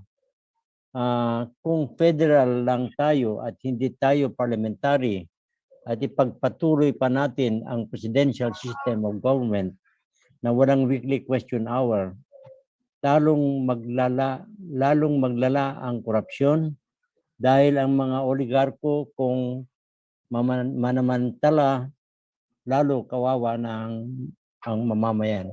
Ako nag-post This is niyan. a statement. Ikaw. Ako nag-post. Kasi sabi nila, mag-federal lang, huwag mag-parliamentary. Ay kung mag-federal ka na presidential system government, dahil walang transparency ang wala tayong weekly question hour, ay lalo magkalit-silitse. Kaya sabi ko nung kay Nini Pimentel, nung ginapropose ng federalism na yan, kung gusto mo ako mag-federal, dapat ngayon gumawa na kayo ng batas na bawal bumili ng lupa sa Mindanao more than 5 hectares. Kasi kung ang mga oligarko bumili doon ng 500 hectares, kawawa tayo dito sa Luzon. I-hoard nila ang produkto nila sa Mindanao, tudas tayo dito sa Luzon. Visayas. Okay, I think kaya nga yung ating focus ay parliament, di ba? Wala tayong binabanggit na federal o unicameral. The reason why we are doing that is that the less objectives we have as the basis for the coalition, the more broad would be the coalition we can build. Kung iko-combo mo, federal parliamentary, ang mangyayari niyan, wala nang yung mga ayaw ng federal, hindi sasali. Yung mga ayaw ng unicameral, hindi sasali. Pero kung parliament ang sabihin mo, ang dalawang grupo niyan sasali sa ating coalition effort. So we are talking about cleaning up the Comelec, the voters there, the padded voters, millions of padded voters, and we are also talking only about the shift of parliament, whether it is unicameral or federal. Let us talk about that when we already have a parliament. That can also be done once we have a parliament. The important thing first is to have transparency and governance para masupil na itong corruption governance na ating sitwasyon.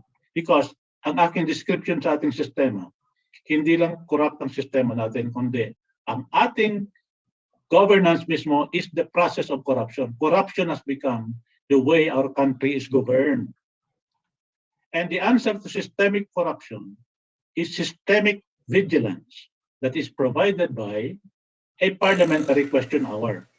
And that is why we have to present the shift of parliament, not as an ordinary constitutional change, but as a solution to the corruption governance we are undergoing right now, starting with the corrupt electoral practice, to the corrupt officials that are produced by this corrupt electoral practice, and the corrupt process of exploiting the people when they are already in power because they have to recoup all of this money spent in a corrupt electoral exercise. That is why we say we are for a parliamentary change so that we can stop this culture of corruption that has permeated our country. It just so happens that to be able to do that, we will have to go through a constitutional change. But it is sufficient to just have one constitutional amendment to a constituent assembly or a convention saying we will change our country from this particular presidential system to a parliamentary system and then submit that particular single amendment to the people for a plebiscite. That is why one of the exercises of our survey of our Lamay ng Bayan is to create a process of amending the constitution that we have right now, the 1987, into a parliament. And we can also do this exercise in line-by-line amendment to the 1899 constitution so that it can be an alternative that the people can choose in shifting to parliament. And we will present this to the people for them to study so that they can make a rational decision when the plebiscite is presented to them for resolution or for adoption. And that is what we can do. We have to provide them. We have to force the candidates to go beyond the rhetoric and explain if they want to change the parliament, how will they do it? What is their timetable? When will they happen? It will happen the first 100 days of their presidency. Will it happen in the first 6 months? Will it happen in the first year? We have to tell them, hindi lang sufficient na, oh, I am for parliament. Everybody can say that. They can have lip service to it. Pero kung wala silang plano of implementation, hindi dapat natin suportahan ang mga kandidato niyan. And yung mga dapat suportahan natin para sa Senado ay yung mga tao na hindi takot na magbago ang sistema kahit na ang magiging solusyon natin ay ang pag-abolish ng Senado. Kasi minsan, ang mga tao mas gusto nila ang isang unicameral system. Kasi katulad ng nangyayari sa mga investigasyon. Pag bicameral system, mag-iimbestiga ang Senate. Tapos para kontrahin ng Senate, gagatudan ng ibang tao pag-imbestiga rin sa House. Yung House, iba ang resulta ng kanilang investigasyon. Yung Senate, iba ang resulta. But in a unicameral system, walang conflict.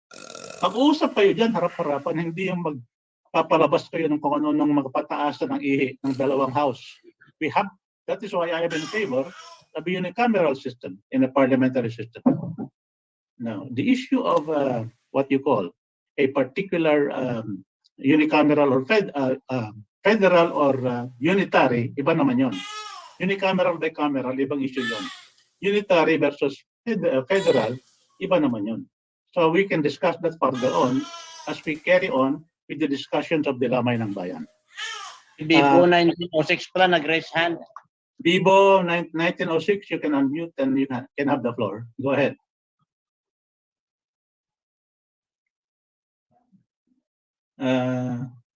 Maybe you can take down, Ben, you can take down your sharing for the meantime. Take down. You're sharing this, right? You're sharing a screen. Hello po. Sige na lang. Who is sharing this screen right now? Ewan. Rappler. Okay. Hello po. Si engineer po. Si Pat, ikaw ang nag-share nun, Pat? No po, si engineer Lorque po. Okay. Now go Nandiyan na ahead, si Bibo. Bibo. Bibo has the floor now. Hi po. I am so just interested lang po ako sa topic sa parliamentary kasi yun po yung matagal na kinakampaign ng mga members of Correct Movement. Do you know Correct Movement, sir? Correct. Yes, I heard of it. Correct. Correct me if I'm wrong. It is something that is doing about parliament, right? And federalization. Is that correct? Yeah. Oo. Yeah. There are 3 reforms kasi na kinakampaign namin. Yung open to foreign investment, parliamentary, and federalism. Tapos, ayun, it's matagal na siya na nag-i-exist, mga isang dekada na. Tapos hindi lang siya na nagkakaroon ng attention kasi halos lahat sa amin are just, mga commoners na normal people. Wala kaming politician na na leader, ganyan. Kaya nga ang grupo natin ay Coalition of the Commons kasi lahat tayo commoner. Wala tayo ditong leader na mabigat. Commoner tayo lahat. Go ahead. Share your ideas with us. So you are very welcome. Share ko lang ha. Okay. Mayawit pa naman ako. Yung parliamentary system, pagkakaalam ko, para siyang parties lang ang iboboto niyo. Tapos, what happens kasi in parliamentary system kasi instead na may makikita kang budot sa commercials, makikita mo are platforms and they're going to explain why we need to have this kind of policies, ganyan. And people, it actually makes people wise voters kung ganun. Tapos next, sa election, shortlisted na yung listahan ng parliamentary system kasi you won't see 100 names in one balota. So baka 5 lang or 6 na makikita mo sa isang papel. So makikita mo lang usually are PDP, PFP, LP, mga ganyan. Tapos, ayun, ang sinong mananalong parliamentary party sa election, they become the ruling government, while the rest, pagkakaintindi ko lang, becomes the shadow cabinet.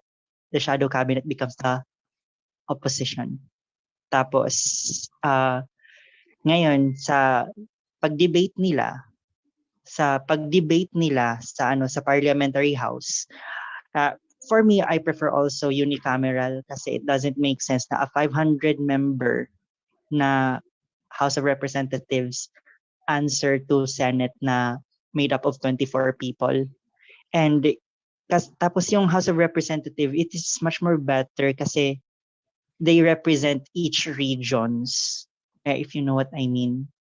So yun. So anyway, explain ni Professor Helian yung House of the Commons at House of the Lords. Oo, pero wala tayong House of the Commons.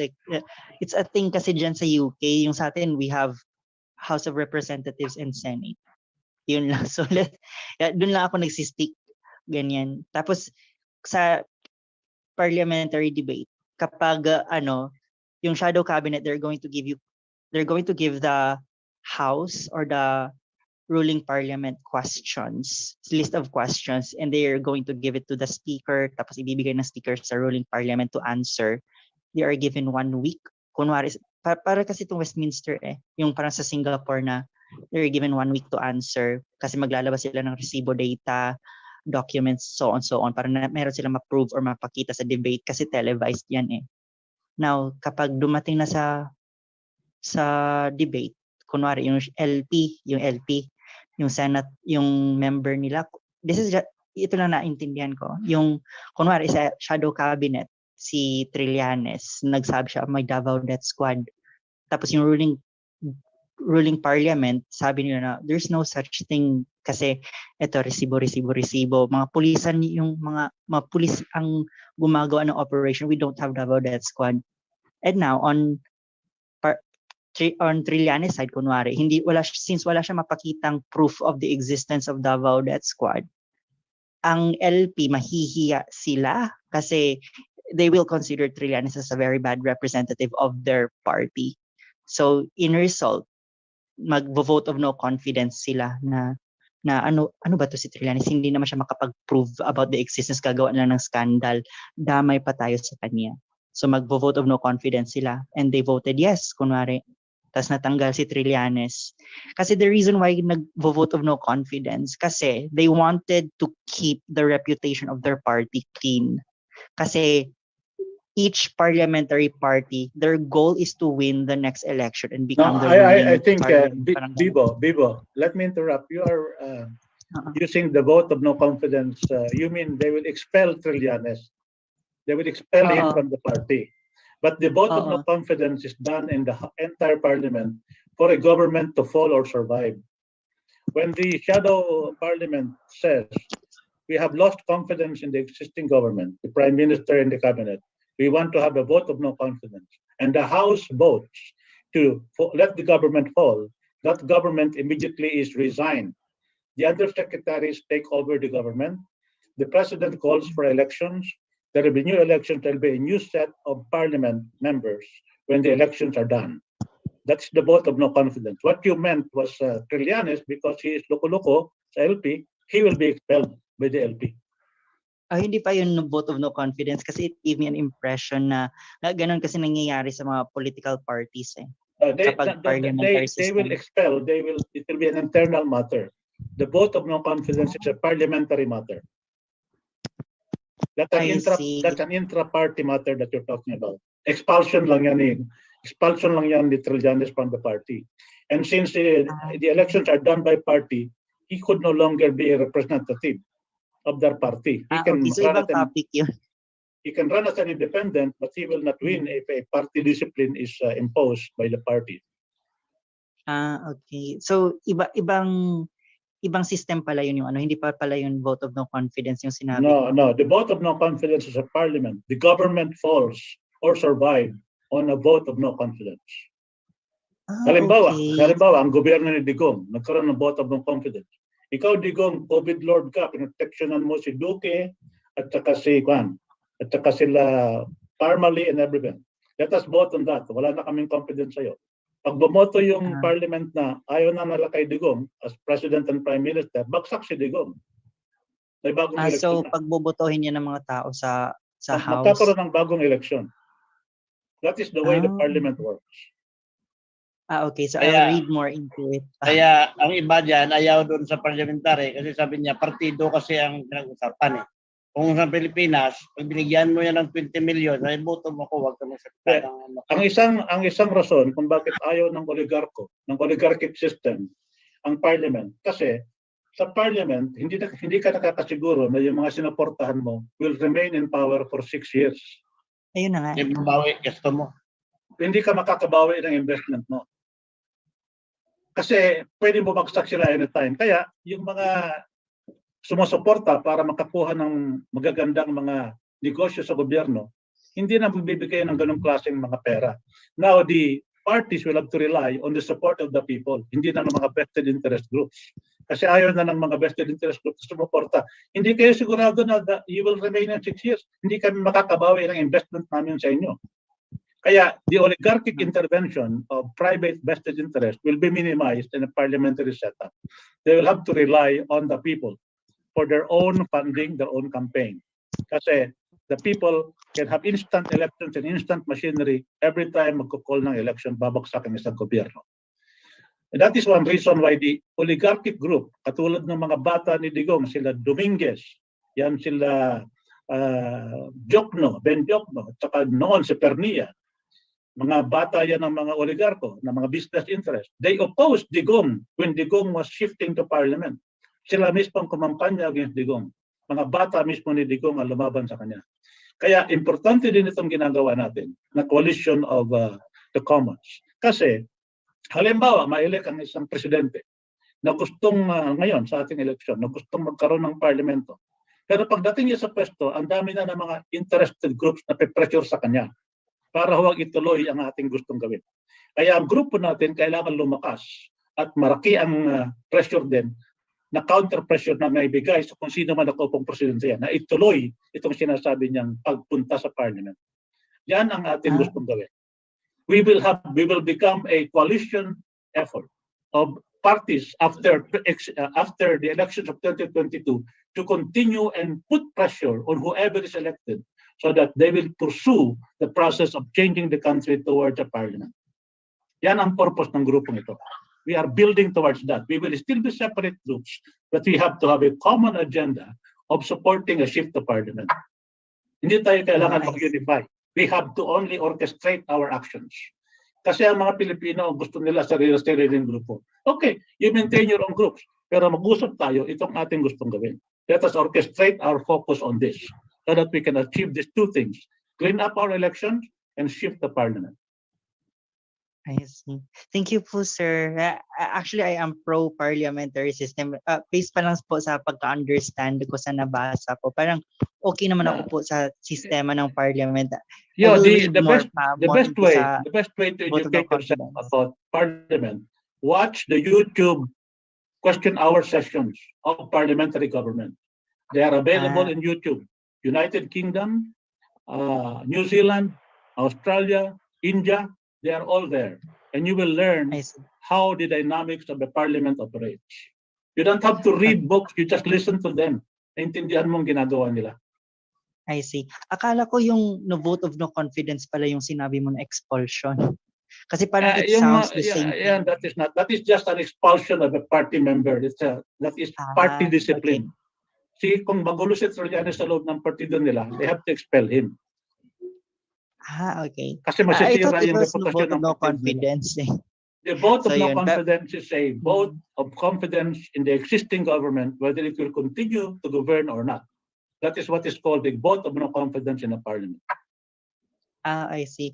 Ay, sir, since member po ako ng Correct Movement, would you like na i-connect ko kayo with Sir Orion Yeah, I Perez? think the our first thing founder? you should do is if that is the understanding of the correct movement of parliamentarism, you have to correct that perception within the movement. Para sige maintindihan po. nila what is the vote of no confidence and how the parliament. I'm willing to talk with them. I'm willing to address your group. No Sige problem. po, no problem po. Pero that is just my interpretation. Ewan ko lang po kung ganon din kay Orion Perez. Kasi yun ang nababasa ko eh. So, Yeah. I am You willing better to learn clarify naman. that because hindi tayo pwedeng magpatuloy ng suporta sa isang bagay na hindi klaro sa atin. Ano? Now, let us recognize Alim Yasin. He wants to talk. Alim, you have the floor. Yes, good evening po, Pilipinas. I'm calling from Saudi Arabia. Hello, am I audible po? Yes, yeah. We can hear you now. Yeah. In regards to parliamentary procedure po, as an active public speaker po from Toastmasters International since 2009, we use parliamentary procedure as a basic practice when we conduct our meeting. One of the simplest thing to actually learn how the parliamentary procedure works is kung meron po pwede po kayong makasali dyan, sumali sa mga local area nyo ng Toastmasters meeting. I believe there are so many Toastmasters club dyan sa Pilipinas. I think there's also one Toastmasters club that I'm actually connected with, and also the Zamboanga Toastmasters clubs I'm also connected with. That they do. It depends on the day, the schedule of the day and the time. Kung ano yung depende po sa inyo. Tapos to contact them. You just Google Toastmasters International. Tapos pinpoint your location. Tingnan ninyo. Tapos it will give you the results. Kung ano yung mga available Toastmasters clubs within your local area. And then kung interested po kayo, you can contact the main person on that corresponding Toastmasters club. And kung makapag-reply, that's good. And if you want to particularly join me on a Toastmasters meeting, I can actually direct you to a club. However, ang available club lang para saan for now is Zamboanga Toastmasters Club that they conduct every Sunday evenings. And then also, meron din isang Toastmasters Club that conducts every Saturday after dinner. I think.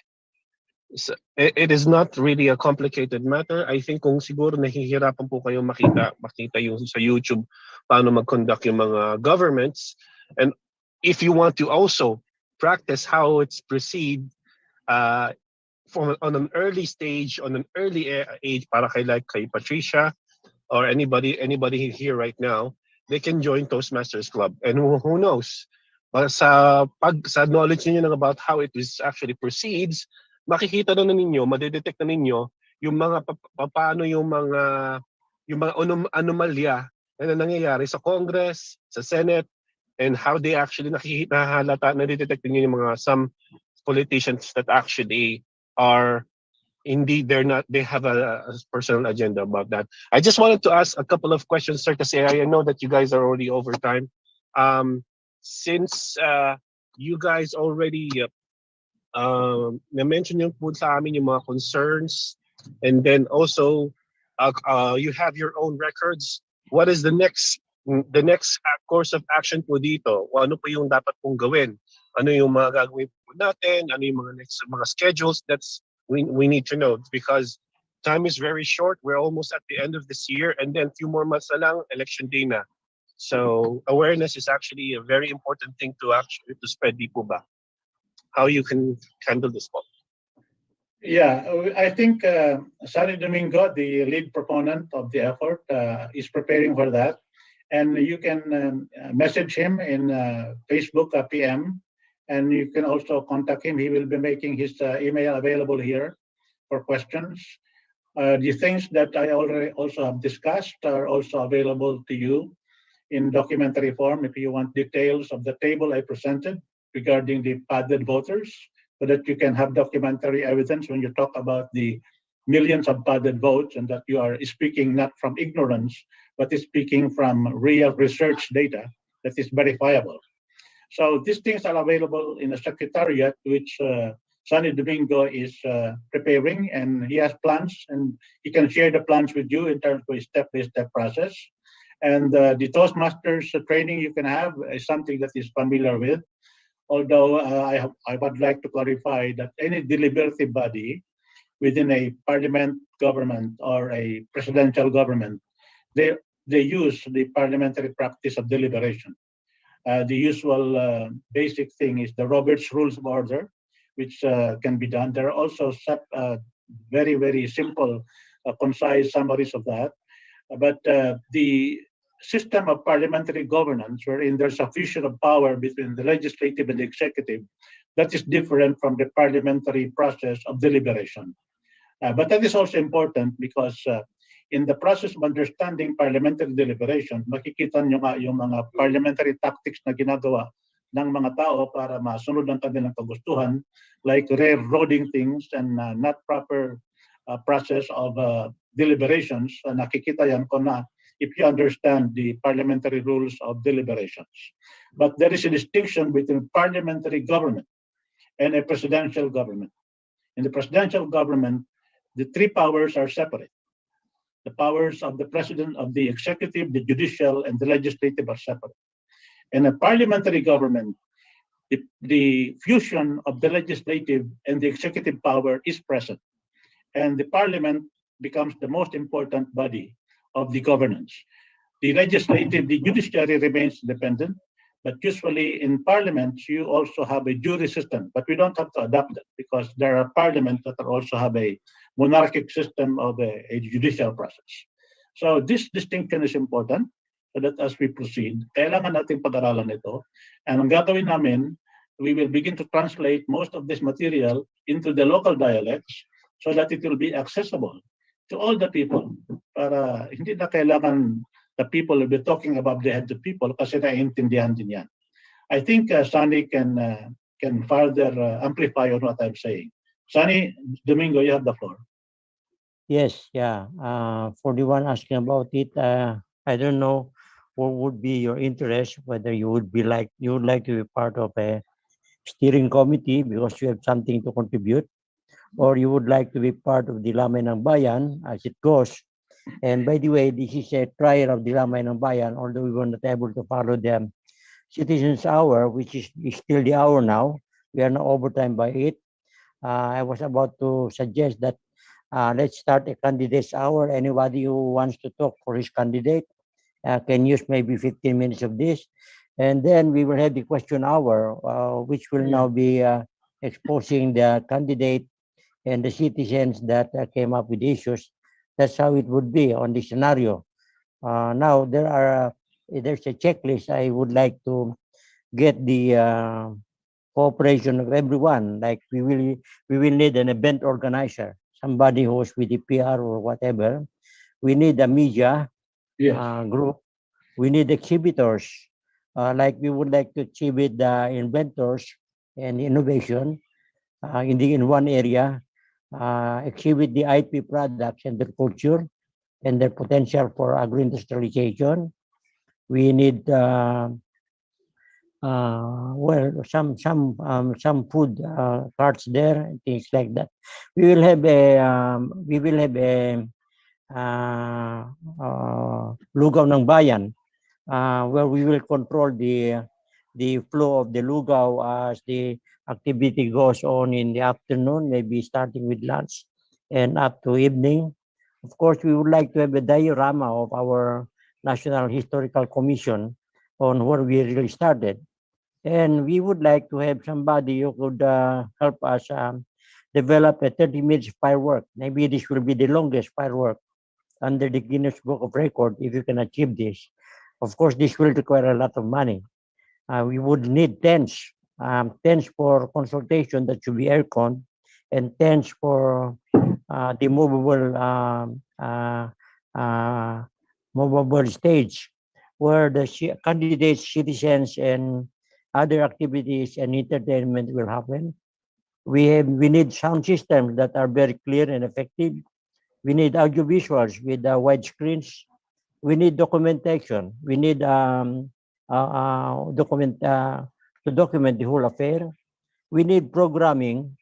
Somebody who can program and what can be shown during the off hours of our activity from morning to evening. Of course, we need the social media support.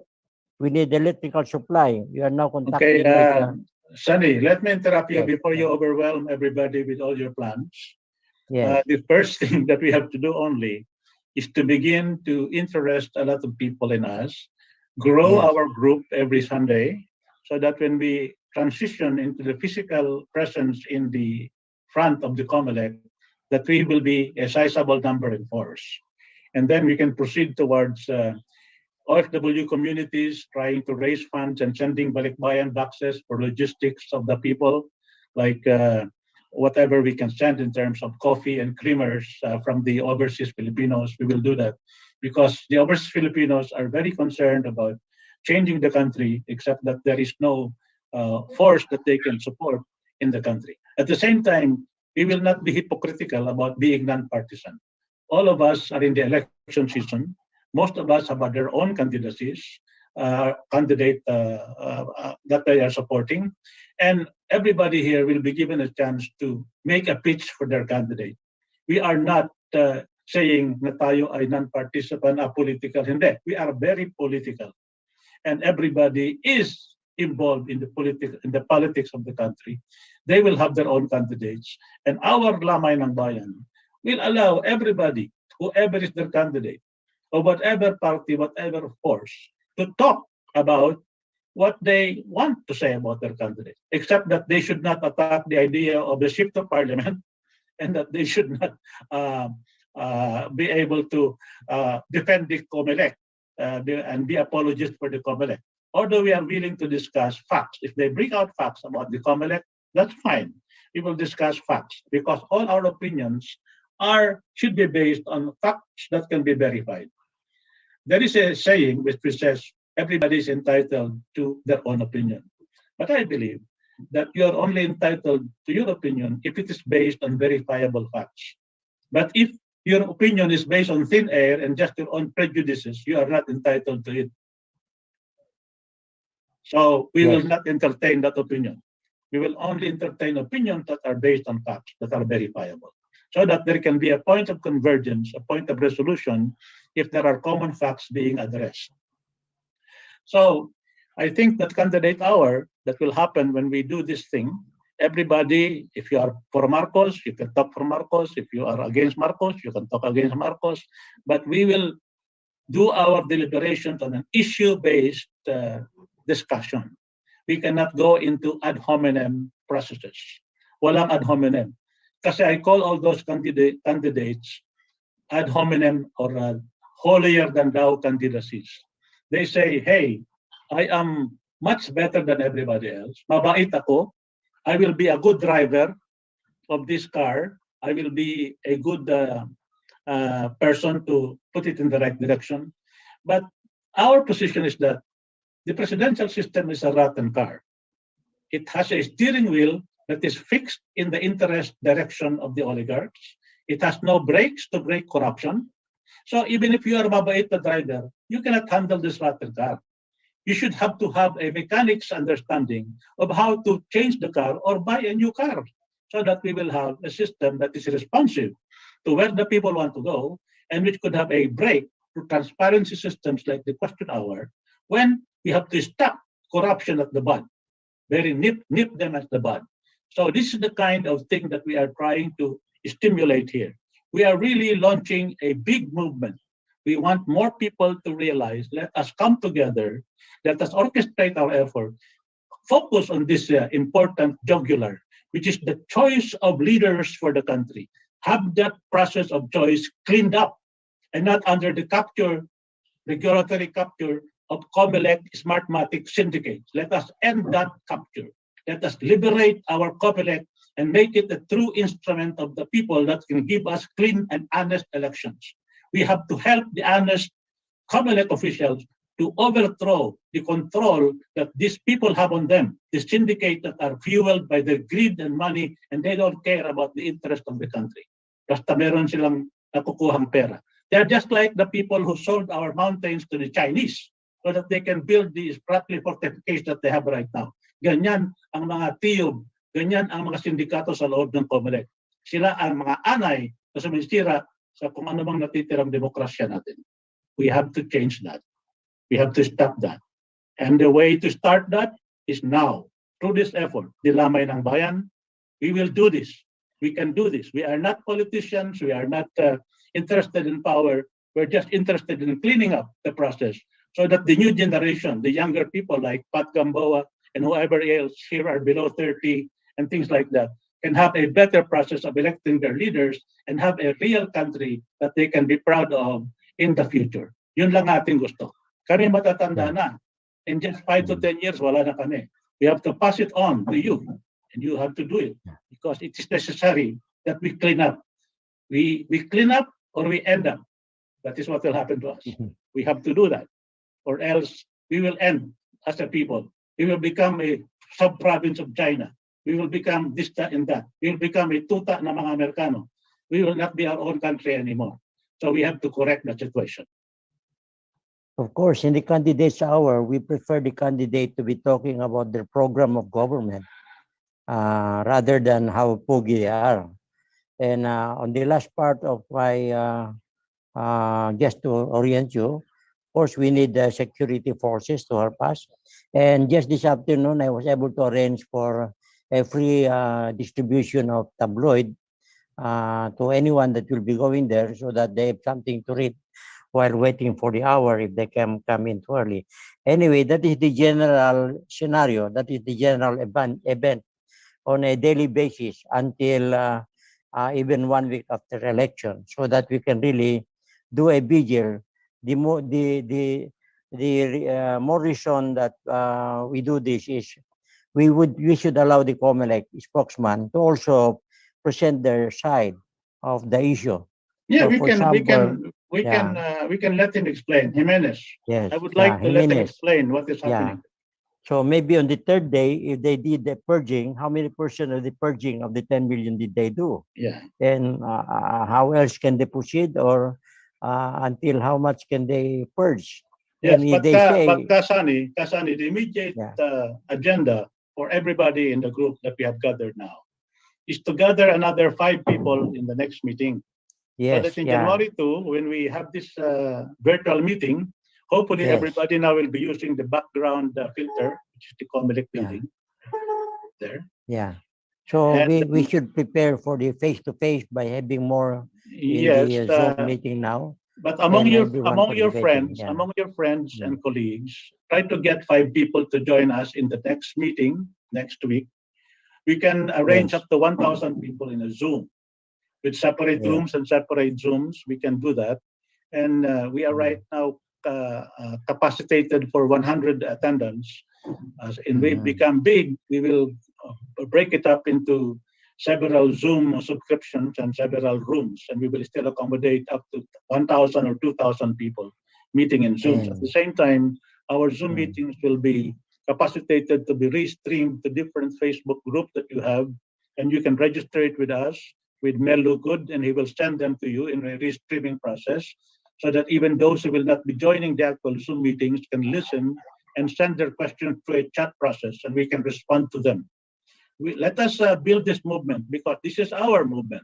It is not the movement of any politico or anybody else. This is the people's movement to correct the present corruption governance that we have in the country. So that is what we can do. And let us do that together. Let us orchestrate. We are not trying to achieve utopianic unity. We only want to orchestrate the action of well-meaning Filipinos who wants to correct the system only with these 2 things. 2 things.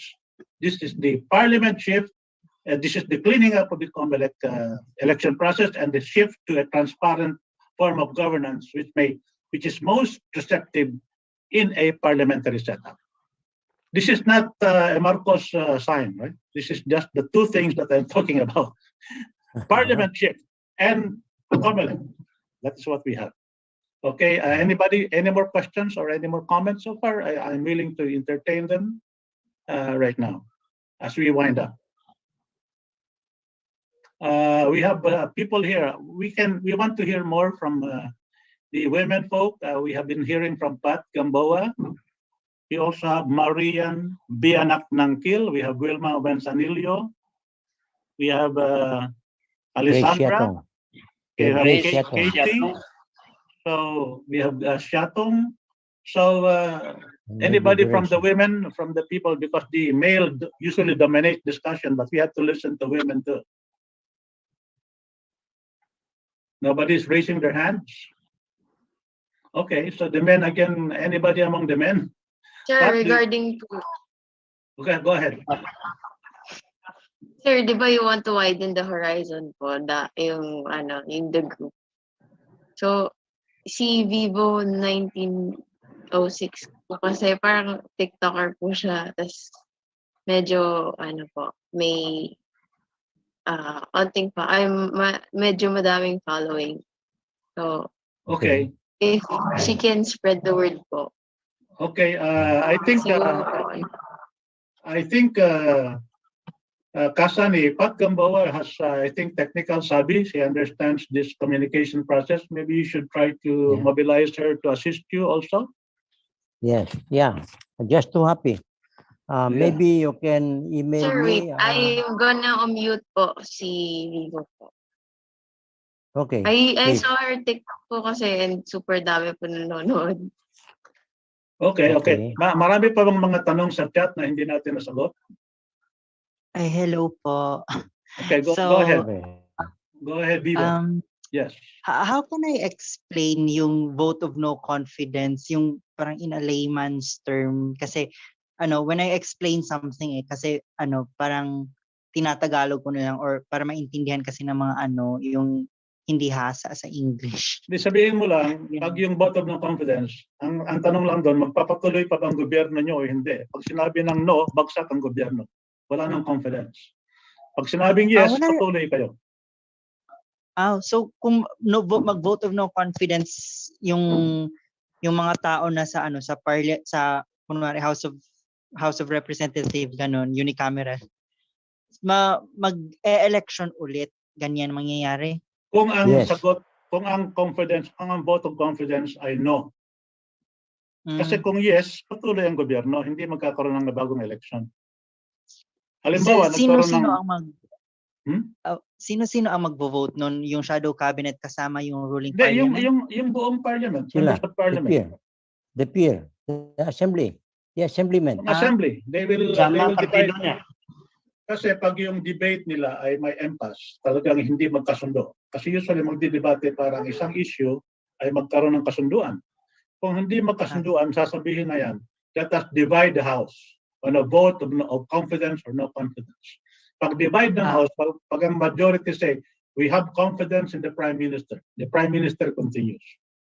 Pag sinabi ng house, we have no confidence anymore, the house is dissolved. The president has to call a new election for all members of parliament. Including his ministers. Yan ang vote of no confidence. Okay, It's a so process. I understand. It's a process of us having a yes or no vote for the existing I see. government in parliament. Okay, so nagets ko na yung vote of no confidence, parang it will cause another election.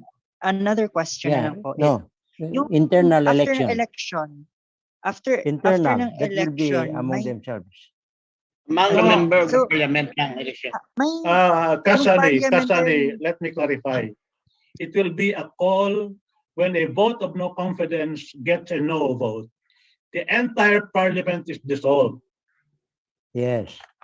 But it is Okay. not an election among themselves. It is just elections among themselves. If there is a coalition controlling the government in the parliament, and there is a shift in coalition, then they will elect a new set of officers among themselves, but they will maintain majority control of governance because there is no vote of no confidence. This is just an internal thing. Now, if these people are something that the entire parliament objects to, then a vote of no confidence can be a coalition reorganization can be an occasion to call for a vote of no confidence, saying, we don't want this new set of people that you're putting to govern the country. So let's have a vote, divide the house and say whether we are for that or not. And if that new set of officers fail to get a confidence vote, the parliament is dissolved. And a new election will have to be called by the president. Because remember, in the French system, the president remains elected by the people directly. The prime minister is elected by the members of parliament, because we will have a semi-parliamentary, semi-presidential system, because the Filipinos are accustomed to electing their president directly. The president controls the military and foreign policy. The prime minister controls the police and local governance and also economic development. That is the division of labor when you call about a semi-parliament or semi-presidential system, which the older Marcos started to implement in the country, except that he didn't have a perfect question hour because he didn't want martial law to be questioned at that time. But I think we will have to have a parliament that has a real, mature, transparent system with a real question hour that can call for a vote of no confidence if the issue is so fundamental that the entire House cannot agree on a common consensus. That is the way it works. We have to study this. It can be, it's not complicated. It's not complicated because the parliamentary system can be seen in the existing barangay unit that you have. Because in the barangay unit, the executive and the legislative powers are fused. That is what the parliamentary governance is. We have it already in our barangay units right now. Study your barangay, you will understand how a parliament works. As long as your barangay has a real kapitan and not a barangay kapitan, which is happening right now in the distribution of the ayuda. Sabi ng mga iba, si kapitan yan, hindi na kapitan yan. Kupit ng ayuda namin. That's different story. But the actual idea of a barangay system is a parliamentary setup. I see. May question pa po ako. Yung after ng election, wala bang term limit ng isang parliamentary party pag nanalo? Anong tawag doon? Ano sabi mo? Na wala bang term limit yung parliamentary? Nung katulad sa president natin dito na 6 years lang. Ganyan. Oh, in the French parliamentary system, there is a term limit for the president. But there is also a default term limit for the representatives. because they cannot just be elected once. They will have to face their constituency in the regular process. But there can be elections in between these regular term limits. So there is no guarantee that you will have to wait for your regular election to face another election. If your party or coalition loses a confidence vote, you will have to face an election earlier than the regular election. There are two election schedules: a special election wherein your party loses confidence, and your regular election because you will still have to renew your mandate among the people. And that is also common. There's also term limits. It doesn't disappear. Term limit still exists. I see. So kapag nanalo yung isang parliamentary party, they can still serve for a very long time until magkaroon ng vote of no confidence para magka-re-election ulit? No. Everybody, halimbawa, 4 years ang term limits. Every 4 years, pag walang mga vote of no confidence, they will have to face the people and get re-elected. Yun. Okay, Yes, so nagets ko na. So, meron limit ganun. parliamentary party. Kasi So, hindi for pwedeng kunwari, hindi 4 years. pwedeng ma-elect ka lang once tapos permanente ka na doon. Hindi pwede 'yon. I You see. still have to face. Kaya kinaklaro ko. Kaya You still have to face. kinaklaro yung- Yeah, these details are really not difficult to understand because it's very similar to the presidential system, except that in a parliamentary system, the powers of the executive and the legislative are fused into one. I Para see. walang gridlock. Kayo may gawa I see. ng So- law na yan, kayo mag-implement. I Hindi see. katulad So, ngayon na let- may gridlock. Yung mga executive, iniimbestigahan palagi ng Senate at ng Congress. Wala yan. Sa Parliament, wala. Kayo mismo ang gumawa ng mga batas, kayo rin ang mag-implement niyan. I see. So within 4 years, iba, kunwari lang, 4 years ang term limit ng isang party kapag nanalo.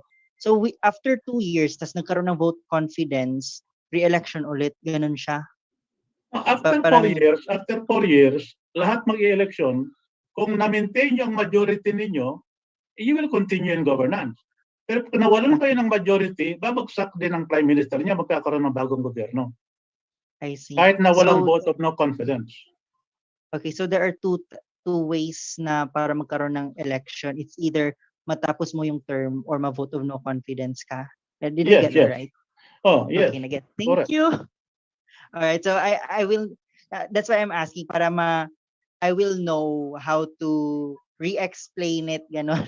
Yes, Kasi yes. I've been talking parliamentary system with my friends. But you must remember that there are many recipes of the parliamentary setup all throughout the world. There are variations on the same thing. I'm explaining to you mostly what is happening in the French parliamentary presidential system, because that is what I think is most appropriate to us. I see. Because So I was that is very getting similar to parliamentary. the 1899 constitution that we have. I see. So nagets ko yung parliamentary system. Akala ko nga yung expulsion vote of no confidence na kasi parang ganun din kasi, ganun. Okay. All right. So So- any more questions among the people who are Hindi po. listening to us? Overtime na tayo ng 46 minutes. Okay. So are we ending up now? Any more questions? Are we winding up, Kasani? Any more? Nothing else to clarify? Our next meeting is the next Sunday. I think January 2. January 2 at the same Oo. time. And I would try to encourage people to recruit more, bring in 5 of your friends so that we become a bigger group later. Oh, Alim Yassin also wants to talk again. Oh, you have the floor, Alim. Go ahead. Yes, sir. Just we need to know what are the agenda for next week, and also in order to save time, kasi so that I know what to expect, and maybe I can probably prepare some questions when I have on the next meeting. I am sorry.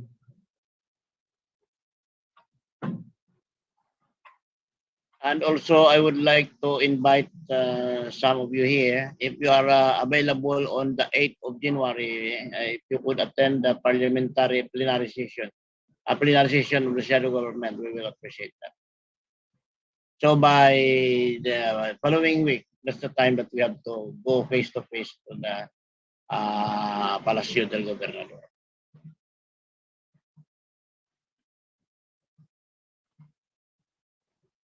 So, okay, unless there's anything else, then we can wind up now. I think because we have now 48 minutes lapse. Oh, si Kasane nag-raise ng hand. Go ahead. Okay. Unmute please. Paki-unmute na si Kasane. Okay, yeah. Okay. I think the last question was what can he expect on the next Sunday evening meeting, or because he might want to ask some questions. Actually, it's the same format. We will have the introduction by Prof. Hill to educate the new ones and a review for the old ones joining us. Hopefully, if we add in 5 more to your group, that will get us into a bigger group. And then there will be a citizens hour. Anyone can volunteer to talk about what he wants to talk, as if he was already in front of the Comelec. So this will be a practice. And then we will have the candidates hour. If the candidate will not be invited, although we'll try to invite a candidate to join us here, so we will feel how it is to be attending the Lamay ng Bayan. And then towards the third hour would be the question hour. Actually, we had a question hour that's overtime already. So I think the panelists will limit this to 1 hour, because the next hour would be entertainment hour for us to relax from what we have for the day. Of course, we need to summarize that. Following day, it's the same again. And so until we go face to face, hopefully by middle of January, but if we lack time in preparation, that's why I listed the things here that need to be attended to. And if anyone of you would like to volunteer to be the coordinator for this activity, we'd appreciate it. Of course, this activity doesn't promise you any job in the next government. It just promises you a clean election, maybe a shift to the parliamentary form of government, and everybody will have a chance to become an assemblyman without really going through the process of getting so much money, because you will be getting pork barrel. I suppose there will not be any pork barrel in this kind of government, and we will now come up to maturity on our democracy, because for as long as we are immature, nothing will happen with us. This is the beginning, and this will be the ending of what the Philippines will be for the next generation. And I hope that Hill can give us closing remarks on the, and also appreciating the people who participated already with us. Thank you very much for coming and attending the meeting. I didn't expect that we have generated a lot of interest to what we're doing. So I hope that this interest is multiplied in the next meeting, and we'll have more people, and that will let us hope that the preparations of Kasani in getting this done will also proceed in stride, and we can have the actual launching of the physical Lamay ng Bayan on January 15 to 17. That is the target that we have right now. So I would like to thank everybody again, and I hope to see you again on January 2 when we resume our meeting. Thank you very much, Pat, for the help, and everybody else who assisted us. Thank you very much, Mel, and more power to everybody, and let's hope that we succeed in what we are attempting to do. Merry Christmas to everyone. Happy holidays for the rest of the season. Thank you. And a prosperous New Year for everyone. Salamat po. Despite Thank the you. pandemic. Salamat. Okay.